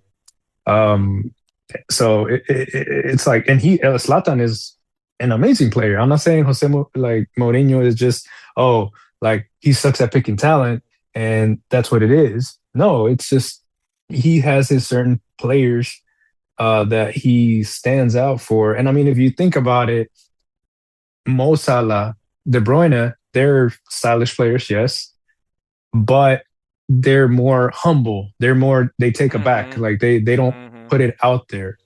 And I guess that's maybe what Mourinho looks for in a player. Like he wants them to shine. Like he wants them to be like, show off your shit. Like do everything I need you to do, like the way that he wanted them to be, like him, like he wants to show off. He wants to be all gung ho. Like, yeah, this is because of me, because I did this. So, and I guess he's that type of coach that wants those players. And we got to be honest, Mo Salah, very humble. He's very into his religion. So of course, he doesn't show off in the sense of like even in the news, I'm sure like that's one name we never saw that was like, oh, he's in trouble because he touched some woman, or he was like, he's a playboy going at a club doing this, that, and the other, spending millions of dollars doing this, that, the other. Very family oriented, very humble on and off the field. He carried himself well. Like this is one thing that I myself tell people, like carry yourself well on the field and off the field. Like the way that you act on the field, if you're one of those players that stays quiet, just shows off with skill, just shows off, scores goals, stops if you're a defender, do that outside the field as well. Don't, but keep it humble, keep it just and that's one thing that Mo Salah did, and that's why he's been. I want to say that's where the whole Ballon d'Or kind of stuff like is and stuff. He presented himself well, and so he did represent Liverpool in a very, very professional manner. So I have nothing to talk bad about this guy at all. No, definitely. I don't think anybody has anything mean to say about Mohamed Salah. But I think, and I think Alan Shearer, talking about a Premier League legend, he said, I think, there's players that just recognize when it's time to leave. Because, I mean, you're talking, Mohamed Salah, he was guaranteed another 20 mil, right? He was guaranteed another 20 mil if he stayed for one more year. He waived that because I think he's starting to see the writing on the wall, right? Like, this is not the Jurgen Klopp era anymore. This is the Arne Slot era of Liverpool. Like, he's going to, he's brought in the guys that he wants to bring in. He brought in Alexander Isak, Hugo Ekitike. Yeah. I know. A lot of words. You bring in Verts. You bring in Verts. Maybe slowly starting to get, like, living up to his level or whatever. Mm-hmm. You bring in Freeprong, right? Another big signing. Like, there's just going to be more signings to come, right? When you're talking about Arne Slot, what he wants to bring to this Liverpool team. And I mean, you can even say, like, Mohamed Salah has been kind of not been featured as much as he should be as a guy as important to Liverpool's history. And, and you've heard the discussions with, Slot and Mohamed Salah having kind of a falling out. Just because of they're not on the same page as far as like where they think they should be with the club, and I think that's also another indicator. I think with Mohamed Salah, he's not getting younger. The team is getting younger. They're adding more and more hot pieces to the team. So I think for Mohamed Salah, he knows that it's time for him to move on to his next venture. Would it have been cool for him to retire with Liverpool? That would have been great. I think everybody would say they would love to see their players retire with the club. I would have loved to see Iker Casillas have his last match, for Real Madrid. But that's not how the game works anymore. No. There's a few guys that do. There's those small handful of guys, but like, I mean, hell, Messi, the ultimate Barcelona guy, isn't with Barcelona anymore. Okay. Yeah, I mean, to be fair, I'll be honest. There's a laundry list. There's a lot of stuff there. But you get what I mean, right? Like eventually, I do. Eventually, you're gonna leave the club. And I think for Messi, it was definitely not the level of play. But it was just he saw it was his time to go. He was gonna go, and I think for same thing for Mohamed Salah, the team doesn't really need him anymore, or at least the manager doesn't feel the team doesn't need him. So why not? And I think that he has that, like, well, if I'm gonna go play, I want to play, and I think that's exactly what it is. Now, where does he go? And obviously, when you talk about a guy with the caliber of Mohamed Salah, which, by the way, he could still play at the top level. Yeah, I don't want to. He's shown it. He's shown it even recent. That's even now, like, even now, he's. Like, it's crazy that we're talking about that he's not even looked at by Arne Slot to be a prominent player on this team. So he can still play on the top level, but obviously the usual suspects of who's gonna be knocking at a player who's maybe a little bit up there in age, and that is the Saudi Pro League. Which, if that's the money route, maybe that's where he goes. I think Al Ittihad is the one that is interested, which I don't know if he really wants to go there. I mean, Karim Benzema did leave the club. By Oh, the yeah. way, I think Conte, I think he's somewhere else now. I don't think he's with Al Ittihad anymore as well. But I mean, Karim Benzema just literally left to another team in that same league. He went to Al Hilal. So, but obviously, I'm sure there's going to be some more Saudi Pro League teams that are going to be willing to open up the checkbook to get Mohamed Salah. The thing that's crazy, Edward, is apparently Major League Soccer, there's not any teams that are very much interested in Mohamed Salah, which I think is Because crazy. look, I hate to tell you this, and I hate to be that guy, but I think it has a lot to do with also Yeah. his background, ethnicity, his you know, like we've said this before. I mean, nothing against Grizzy, but I'm like, that's a sexy signing, you know. But when everybody like Mo Salah, like, yes, soccer fans, yes, they would love to see that dude here race around like the wings and everything, like just like he would normally do, Weirdly you know. enough, he would be a perfect MLS player. Yes, he would. He would legitimately be a perfect MLS player. Like that's exactly what the MLS needs. Well, I mean, But because you know, with MLS, obviously they're still kind of dependent on counterattacks and more athleticism, and I mean, Mohamed Salah still has the athleticism. dude, he has that. Dude, he could still body. He could run full speed and still body people. Like Exactly. he's built like that. Like you know who? Oh, perfect example. You know who he reminds me of a young.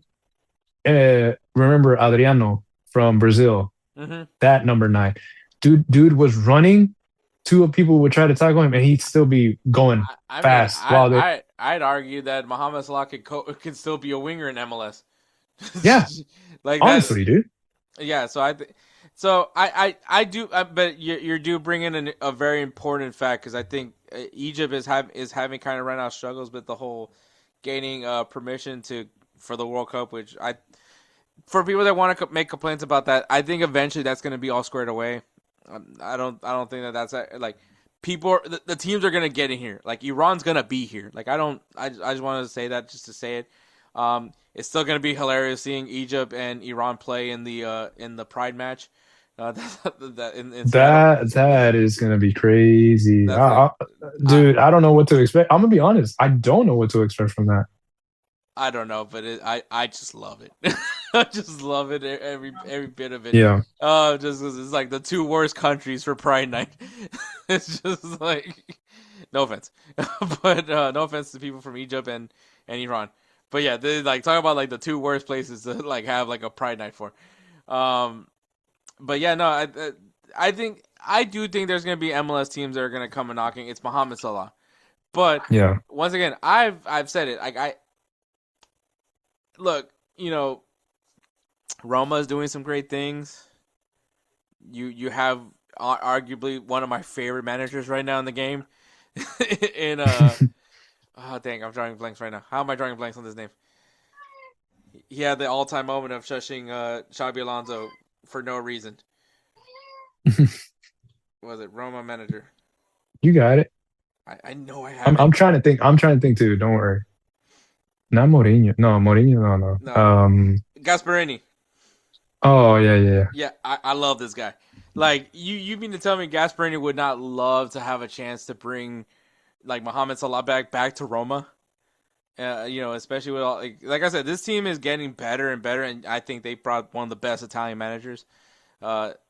So yeah, I think that like you know I think he could very much still play in Serie A. I mean, you got guys like Mkhitaryan still balling out there. So I mean, like, dude, yeah. So I think you know Mohamed Salah would be a great fit for not. It doesn't have to be Roma. I think he could just go back to Serie A, and I think he would still be well. Even going to Bundesliga, I think would be a good place for him as well. Like I think he could still play in the top level, play for a team that's going to be competing for a league title or competing for Champions League.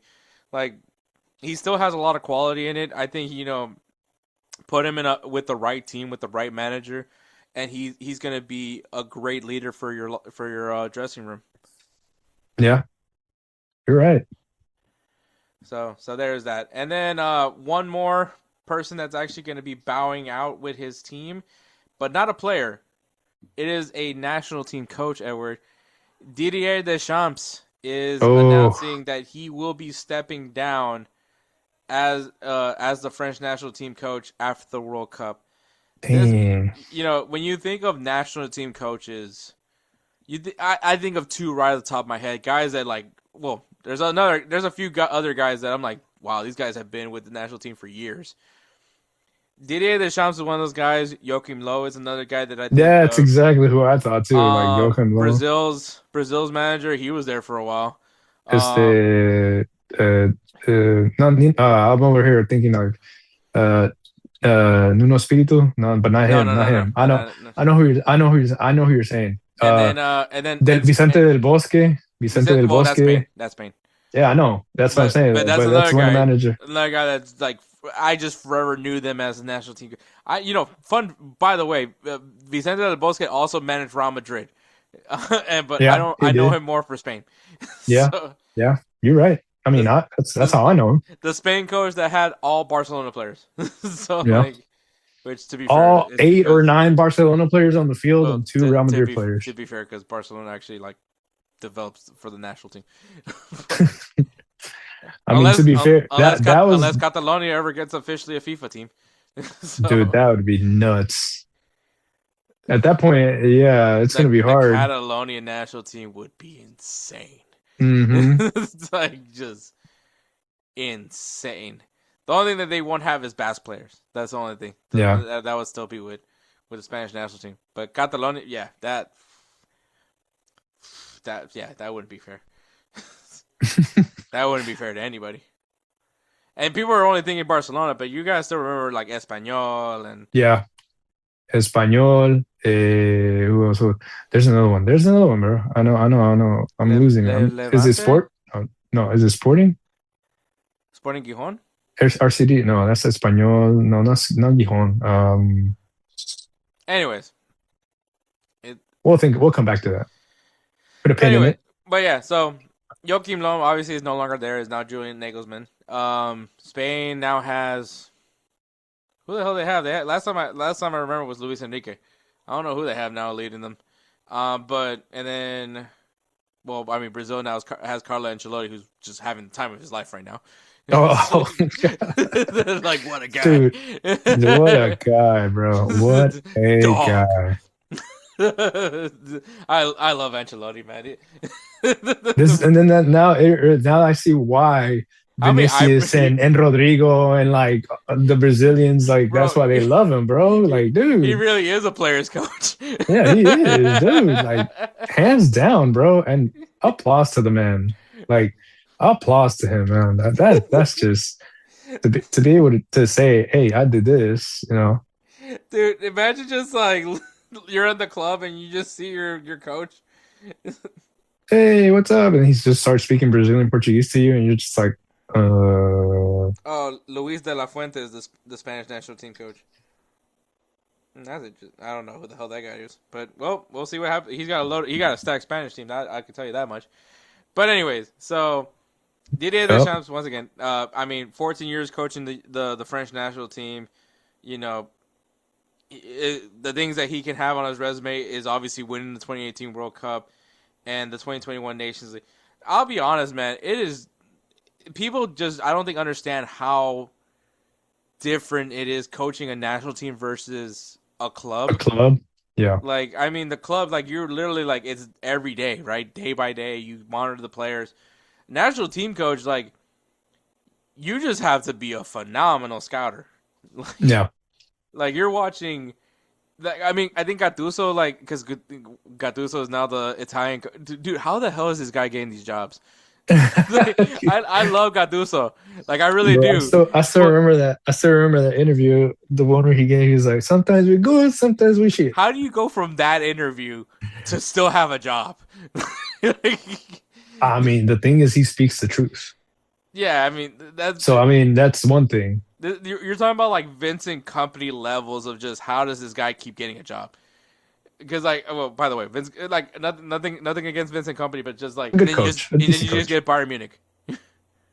Yeah, and you just get the Bayern Munich job. It's just one. I would love that kind of growth. to complete an early fit. Which I mean, Burnley is just going to be a tall task, just in the Premier League in general. I know the Premier League is really hard, but then be gifted like the greatest team in Germany. It's just like. I mean, to be fair, it's not the Pep Guardiola Bayern Munich that he had everybody that he needed. It's not the Lewandowski, what are you the talking Mario about? Götze. Germany is. I mean, Bayern Munich is like I am terrified that Real Madrid has to go up against them in the Champions League.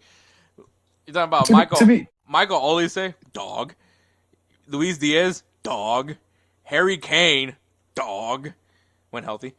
Then that's the thing with Harry Kane. It's like I feel a healthy Jamal Musiala, dog. Goretzka all of a sudden. Jamal, Musiala, I believe it.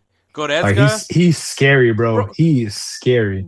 Goretzka all of a sudden just like, oh yeah, that's right. I play like I'm 20, like even though at like what 32. Yeah, Jesus Christ, man, he's playing phenomenally.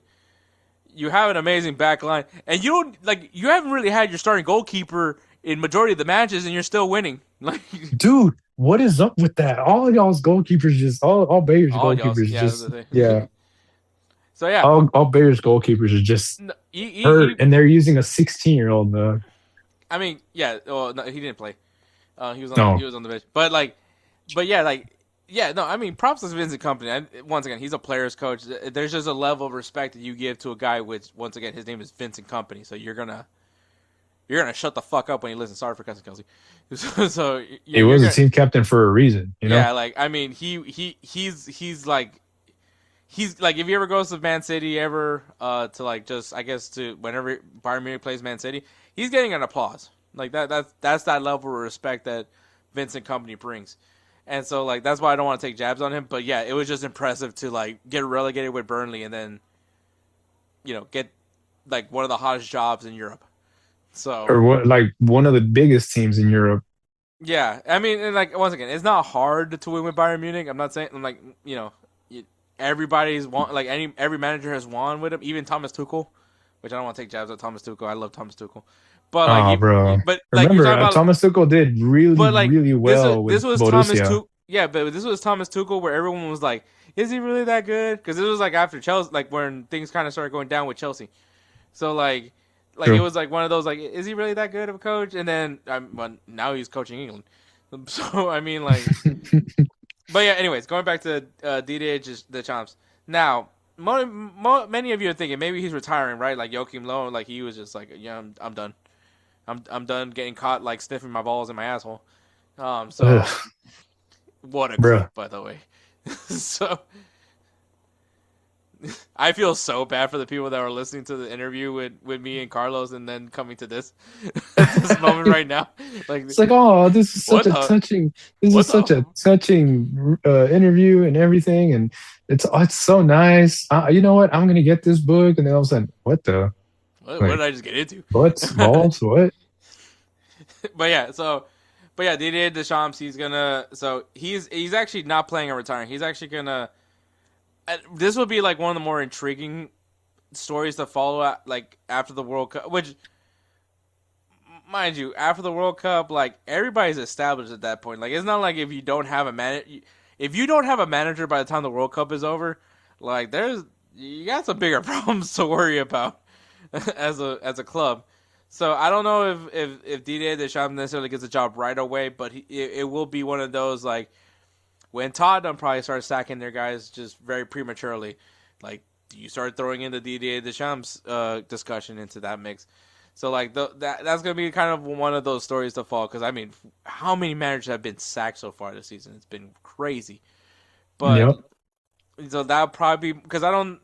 Unless he gets a job lined up, like maybe some team in France or maybe I don't know if a big club is necessarily in the well, I guess Real Madrid. But speaking of Real Madrid, oh man, because the guy that's supposed to take Didier Deschamps' role as the manager of the French national team is the guy that has been without a job for I don't know how long at this point. He's been linked to Manchester United. Basically, any job opening that's ever been open, you have to mention this guy's name. and I get why you don't hire him, but Zinedine Zidane is set to be the next French national team coach, which is probably the guy he has been eyeing for the whole time. And Can you repeat that again? Sorry, I was messaging the kid boy's mom. Zinedine Zidane is set to be the next coach of the French national team. Oh, I mean, I see it. I see it. So, if anything, this tells me that like maybe Manchester United was offering Zinedine Zidane the role, but he kept saying no because I think he was waiting for this job specifically. And I mean, he's always been linked to this job. That's true. Yeah, I mean, let's put it this way: when he was in Real Madrid and he was doing really, really well, even when he supposedly was doing bad and they didn't give him the second shot, I thought that's where he was going to go. I agree. Even as an assistant, as the assistant coach for the French national team, like because Deschamps wasn't going to leave at that point. Mm-hmm. But I felt like he was going to be the assistant coach, and yeah, but didn't happen. But now, now with this going on, yeah, I think he would be the number one choice, unless if no, he got the job. Oh, he got the job. Okay, yeah, he's getting the job. Okay, but the reason why I say that is because like whenever any job, I mean, even when Xabi Alonso got sacked from Real Madrid, still hurts me to this day. Zidane was a name that was dropped. Like, why don't we go get Zinedine Zidane? We know what he could do. And I get like the hesitancy for any of the clubs like to go after Zidane because like how much is it really on him for Real Madrid's three-peat for Champions League? Like how much can you put that on him for why Real Madrid won four total Champions League titles, I believe, or was that with Ancelotti? Well, he won 3 straight Champions League titles. That's like the main thing to discuss. But he won 3. Yeah, he won 3 straight Champions League titles. To be fair, though, he really just copy and pasted what Ancelotti's system was. I don't want to take that away from the guy, but that's essentially what it was. And then, I mean, once again, it's Zinedine Zidane. One kind of similar to Vincent Kompany. When he talks, you shut the fuck up and listen. Sorry for cussing, Kelsey. So like. That so it kind of sticks to the whole realm with Zidane. It's one of those like he played at the highest level of the game, has won a lot of things at the highest level of the game, also has a very notable highest moment of the game when he headbutted a guy. So like he's everything. He's done everything that you could think of. He has gone. I believe he's gone to a World Cup. He's won a World. Yeah, he won in '98. Mm-hmm. He won a World Cup. He's Ballon d'Or winner. Yeah, Ballon d'Or, and headbutt to the chest. Yeah, did it with Real Madrid. I don't know. I don't think he won a Champions League with Juve, but I'm sure he's won a lot of trophies. I'm pretty sure he won the Italian. I think at that time. Definitely won a Scudetto. At least a Scudetto or two.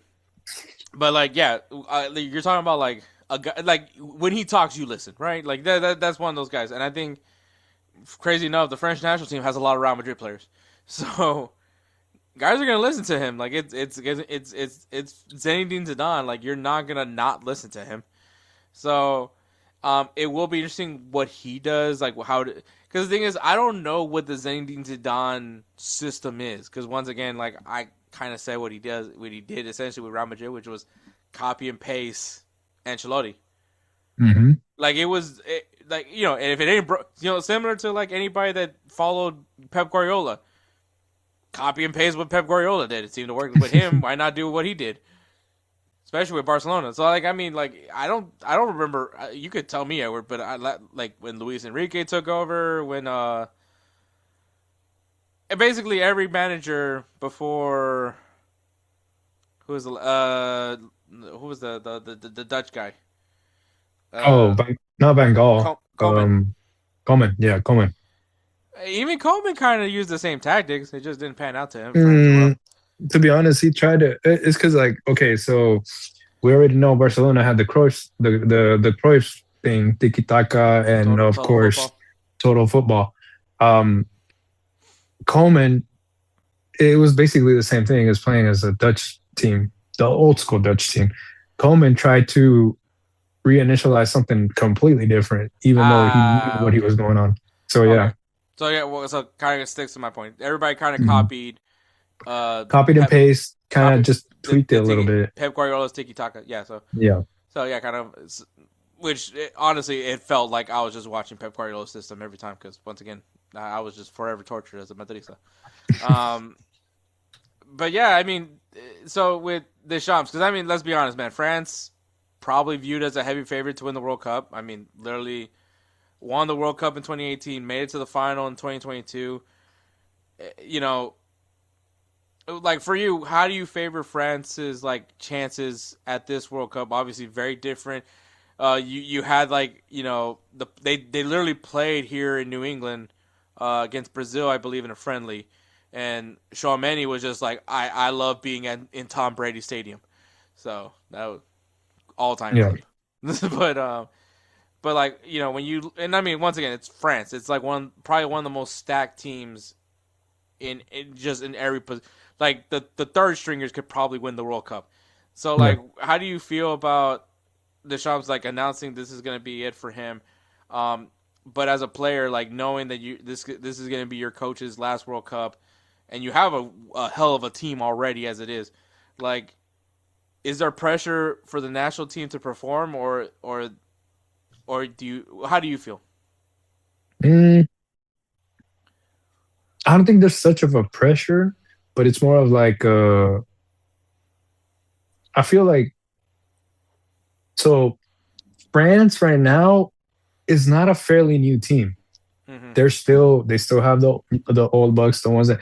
So basically, I think it's not pressure what they're feeling. It's like, you know what, this is probably our last hurrah as well, and we got to win him a World Cup kind of stuff. Mm-hmm. For example, I mean, to be honest, I know that Grizzly's going to the World Cup, but he's already of age. I think. Lucas Hernandez is going to the World Cup too, and he's of age. There's a few players that I know that are French, and it's going to be their last World Cup. Yeah, that's going to be that last hurrah, man. Whether they're riding the bench or if they're actually going to get some playtime on it. Yeah, dude. Like if you really think about it, the French national team doesn't have that many young known players, but I would say, I mean, you're gonna have Mbappe, Tchouaméni, Camavinga, and they're gonna be here for maybe another 2-3 World Cups. I mean, Mbappe's gonna be here for a while. Michael Olise. So that's a fairly new lineup. So I'm pretty sure they want to win the World Cup. I mean, think about it this way: Mbappe was close. To having back-to-back World Cups.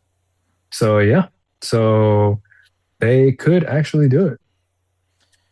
Yeah, that would be an amazing send-off for him, even though he's not retiring. But yeah, I mean, Didier Deschamps. I once again, when you think of like national team coaches amongst others that just were like, this is their job. This is this is just forever going to be their job. But the reality is, like, at some point they're going to leave, and I mean, this is the last one. I think. Like, I mean. Yeah, because Joachim Löw is gone. Joachim Löw was another one that had the job for such a long time. Mm-hmm. So, yeah, Didier Deschamps is like the last one, and after that, I don't think there's another long tenured national team coach. So it's crazy to think that like our generation, like we forever are just gonna remember Didier Deschamps, Del Bosque, whoever was the Brazilian national team coach. I feel bad that I don't remember his name, but he kind of also looked like Del Bosque. I remember that.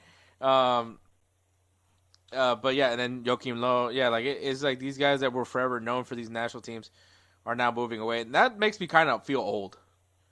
But yeah, no, I mean I know it happens. But yeah, so that is headlines, Edward.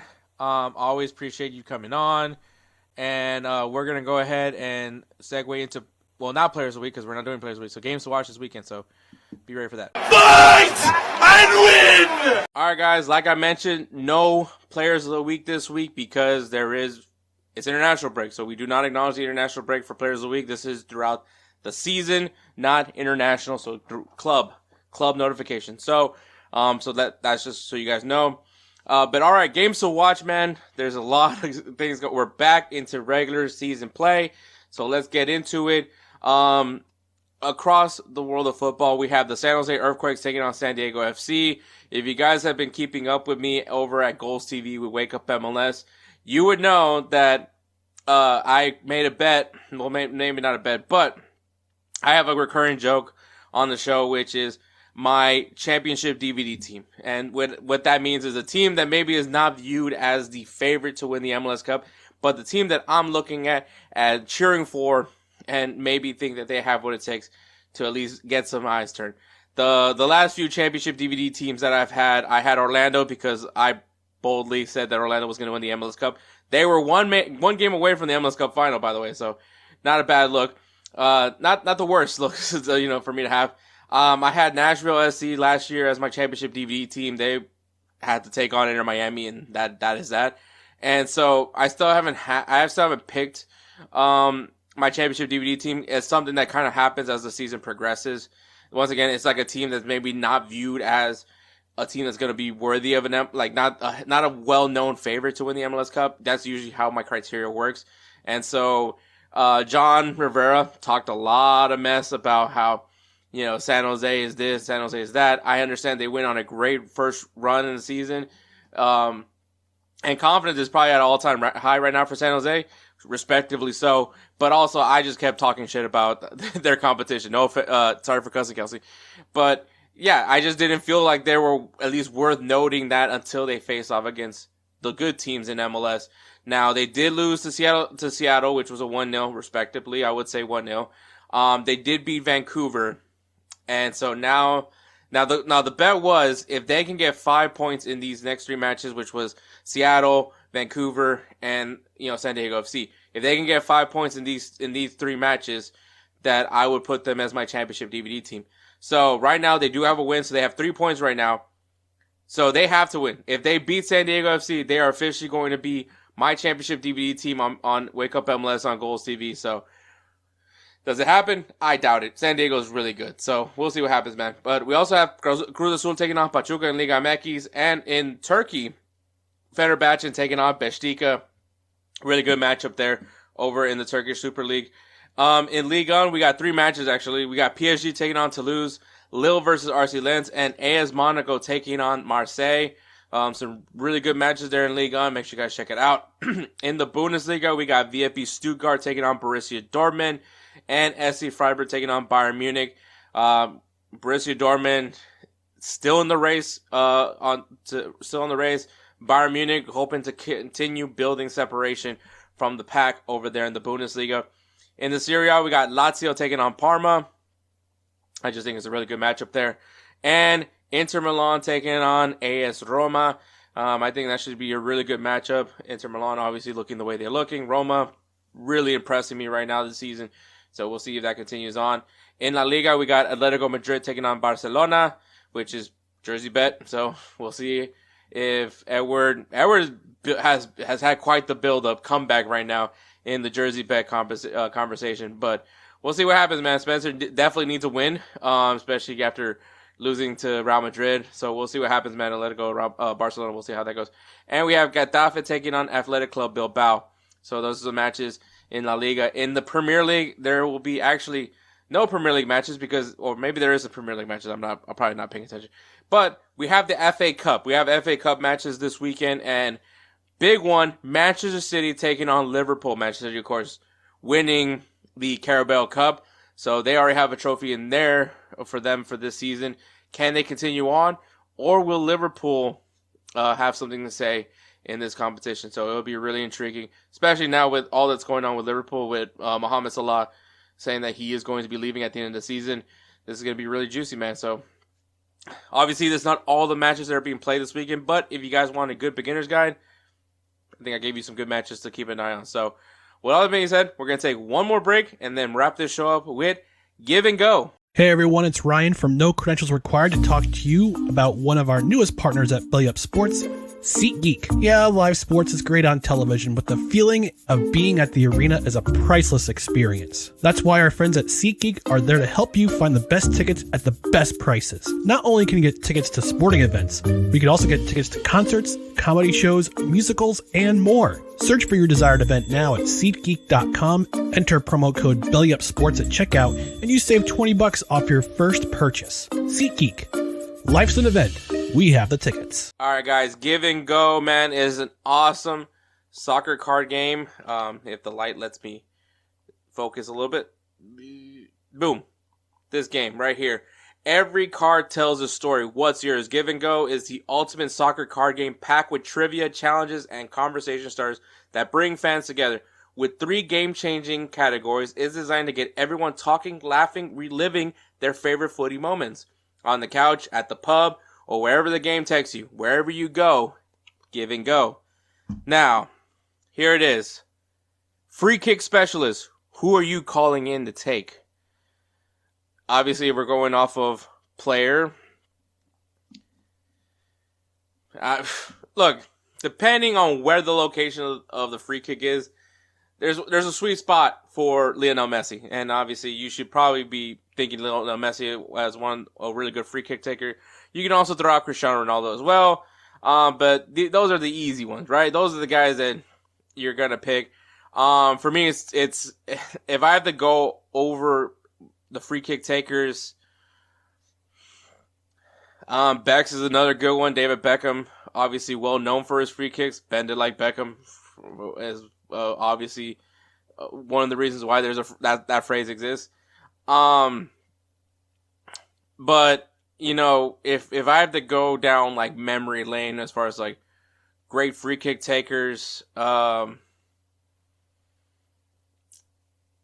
think I would go with Lionel Messi. I think what he's done, like just and depending on a certain spot with him, I just have a lot more faith with him taking the free kick.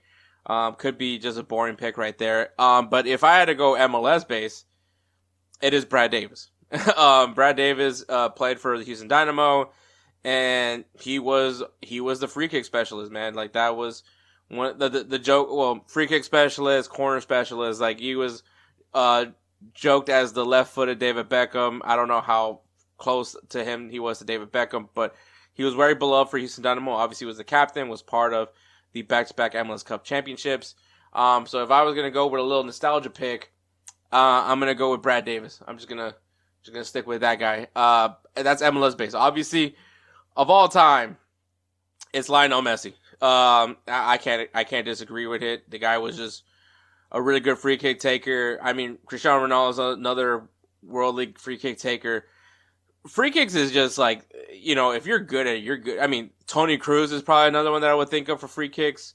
Yeah, there's a list of free kick takers. I think, but I'm gonna go with Lionel Messi. I think if I had to, you know, if pressure was on, my life is on the line, and I could just pick anybody, I'd probably take Lionel Messi. I think Lionel Messi would be the one that I would, especially if it's a specific spot of the free kick. Yeah, I'm specifically kind of like in front of goal.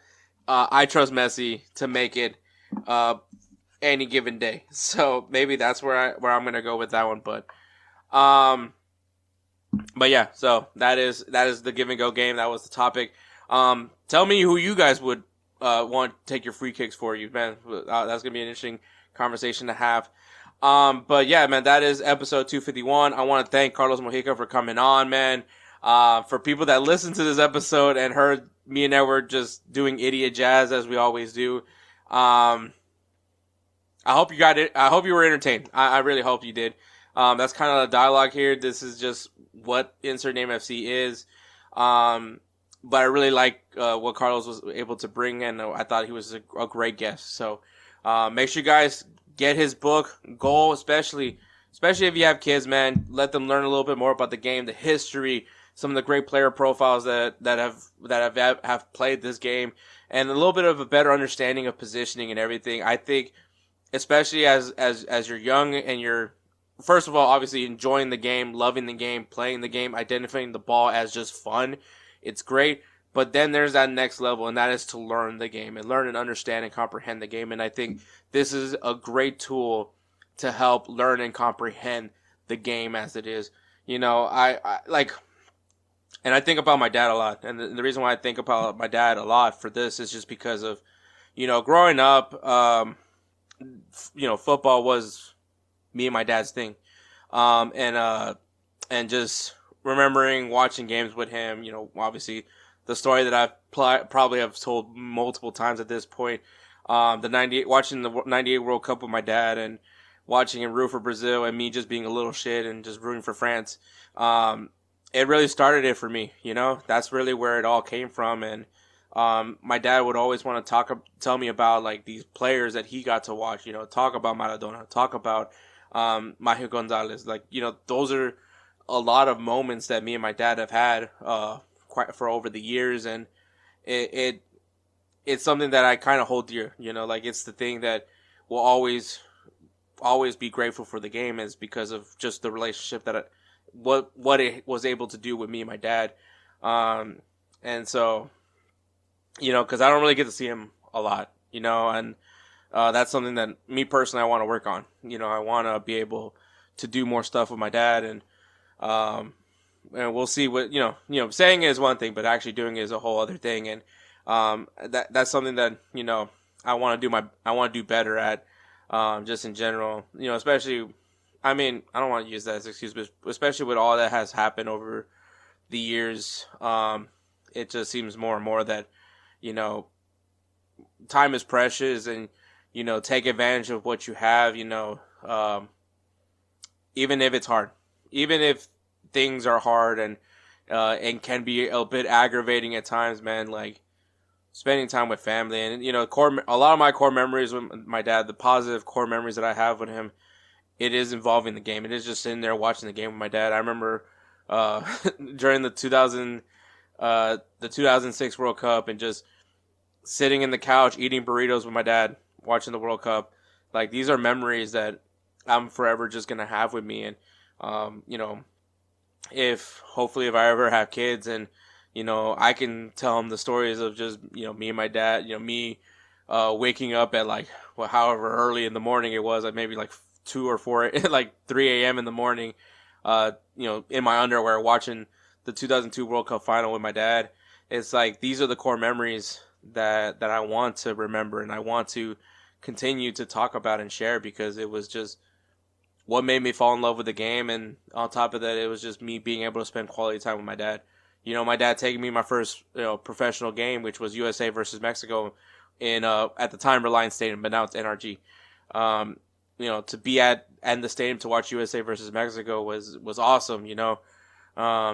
So many great memories involving the game with my dad. You know, when I played middle school soccer, and, you know, my dad, you know, would after every game would sit and talk to me and tell me what he saw and what I could work on. And, you know, it was really the way I could bond with my dad. And so that's what I love about the book. I think for anybody in whatever stage in their life as a parent, this is just something else to build those moments, just like how me and my dad was able to build moments through this game. And I think that that's really amazing. And so, yeah, Carlos, I don't think you expected me to say all that for, about this book, but it really just, it really, to me, that's what it spoke to me, you know. It's just that, to me, that's like the cool moment, like when Edward gets to sit down and read this book with his kids, you know, like that's what I think is going to be amazing, is that bonding moment to have with your kids, and learn a game that we all love, you know, and help that love for that game grow with them. And so it's awesome. It's just really awesome. So once again, links are in the description for this book. Make sure you guys check it out, man. It's going to be great out right now, especially right now. World Cup is on the way. So this is a great opportunity to start getting this book, man. I highly recommend it. But once again, thank you, Carlos Mojica. Remember, links in the description to his book. Also links to his social media, so go ahead and check him out, man. But yeah, Insert Name FC, man. Thank you so much for listening to episode 251. I want to give a shout out to Belly Up Sports, man. Follow their check out their website, bellyupsports.com. Lots of articles always being written over there at Belly Up Sports, man. Go ahead, check it out. Show them some love. Check it out. Especially if you're watching the video version right now, make sure you subscribe to the Belly Up Sports YouTube channel. Because, that's where you're going to watch the full episode of this podcast, along with Corner Booth Pod, along with High Low Sports, along with 1420, everything that's Belly Up is going to be here. Morgan, man, especially if you're into Call of Duty League, man. But check out the articles, man. MLB is going on. NFL draft is on the way. Basketball, NBA, the Houston Comets are coming back to Houston. Lots of things are happening in the sports here in the United States, man. Go ahead and check them out, man. BellyUpSports.com. Follow them on X and Instagram at BellyUpSports, so you can see everything. And obviously, constant are dropping over there at Belly Up Sports. So check it out. Check that out over there. Also, Goals TV, man. GOLZ TV. Follow them on Instagram at goals_TV. On Instagram. On X at goals_TV. At goals_TV. GOLZ_TV. So you can see all the content that's going on over there. Follow them on Instagram as well at goals.tv, GOZ.TV. Follow them. Subscribe to them on YouTube. You're going to see me there from time to time on Wake Up MLS. It's great showing, man. Especially if you're wanting to learn a little bit about Major League Soccer, man. That is the place to go. Also, USL. They also have a USL show as well. So make sure you guys go ahead and check that out. And, of course, if you guys watch this episode and you hear, like, the beats for the intro, the outro, some of the commercials, some of the ads that we do here, those beats are done by none other than Roosevelt Spencer. He is the namesake of the Roosevelt Spencer's Player of the Year award. We love him that much that he is so important to us that we thought awarding the best player, naming it after Roosevelt, was important. We love Spencer so much, and you should too. If you guys need some beat work done, whether you're a podcaster, a YouTuber, or a music artist of your own way, hit him up, man, on Instagram at ThatGuyDope. Once again, at ThatGuyDope to get some beats done, man, because it's nothing better than an original beat. And, I mean, if you guys hear Spencer's beats, they're phenomenal. So, make sure you guys go ahead and let him know, hey, the guys from Amsterdam FC have sent me over here. We need some help. Please take care of us, because he always does a great job with us. So, thank you so much for listening.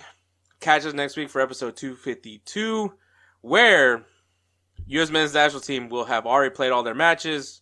Actually, by the time this episode drops, U.S. men's national team has already played all their matches, so we're going to do our U.S. men's national team report card. And, of course, I'm sure there's lots of great discussions that need to be made. So, with all that being said, man, thank you so much for listening. Take care, guys.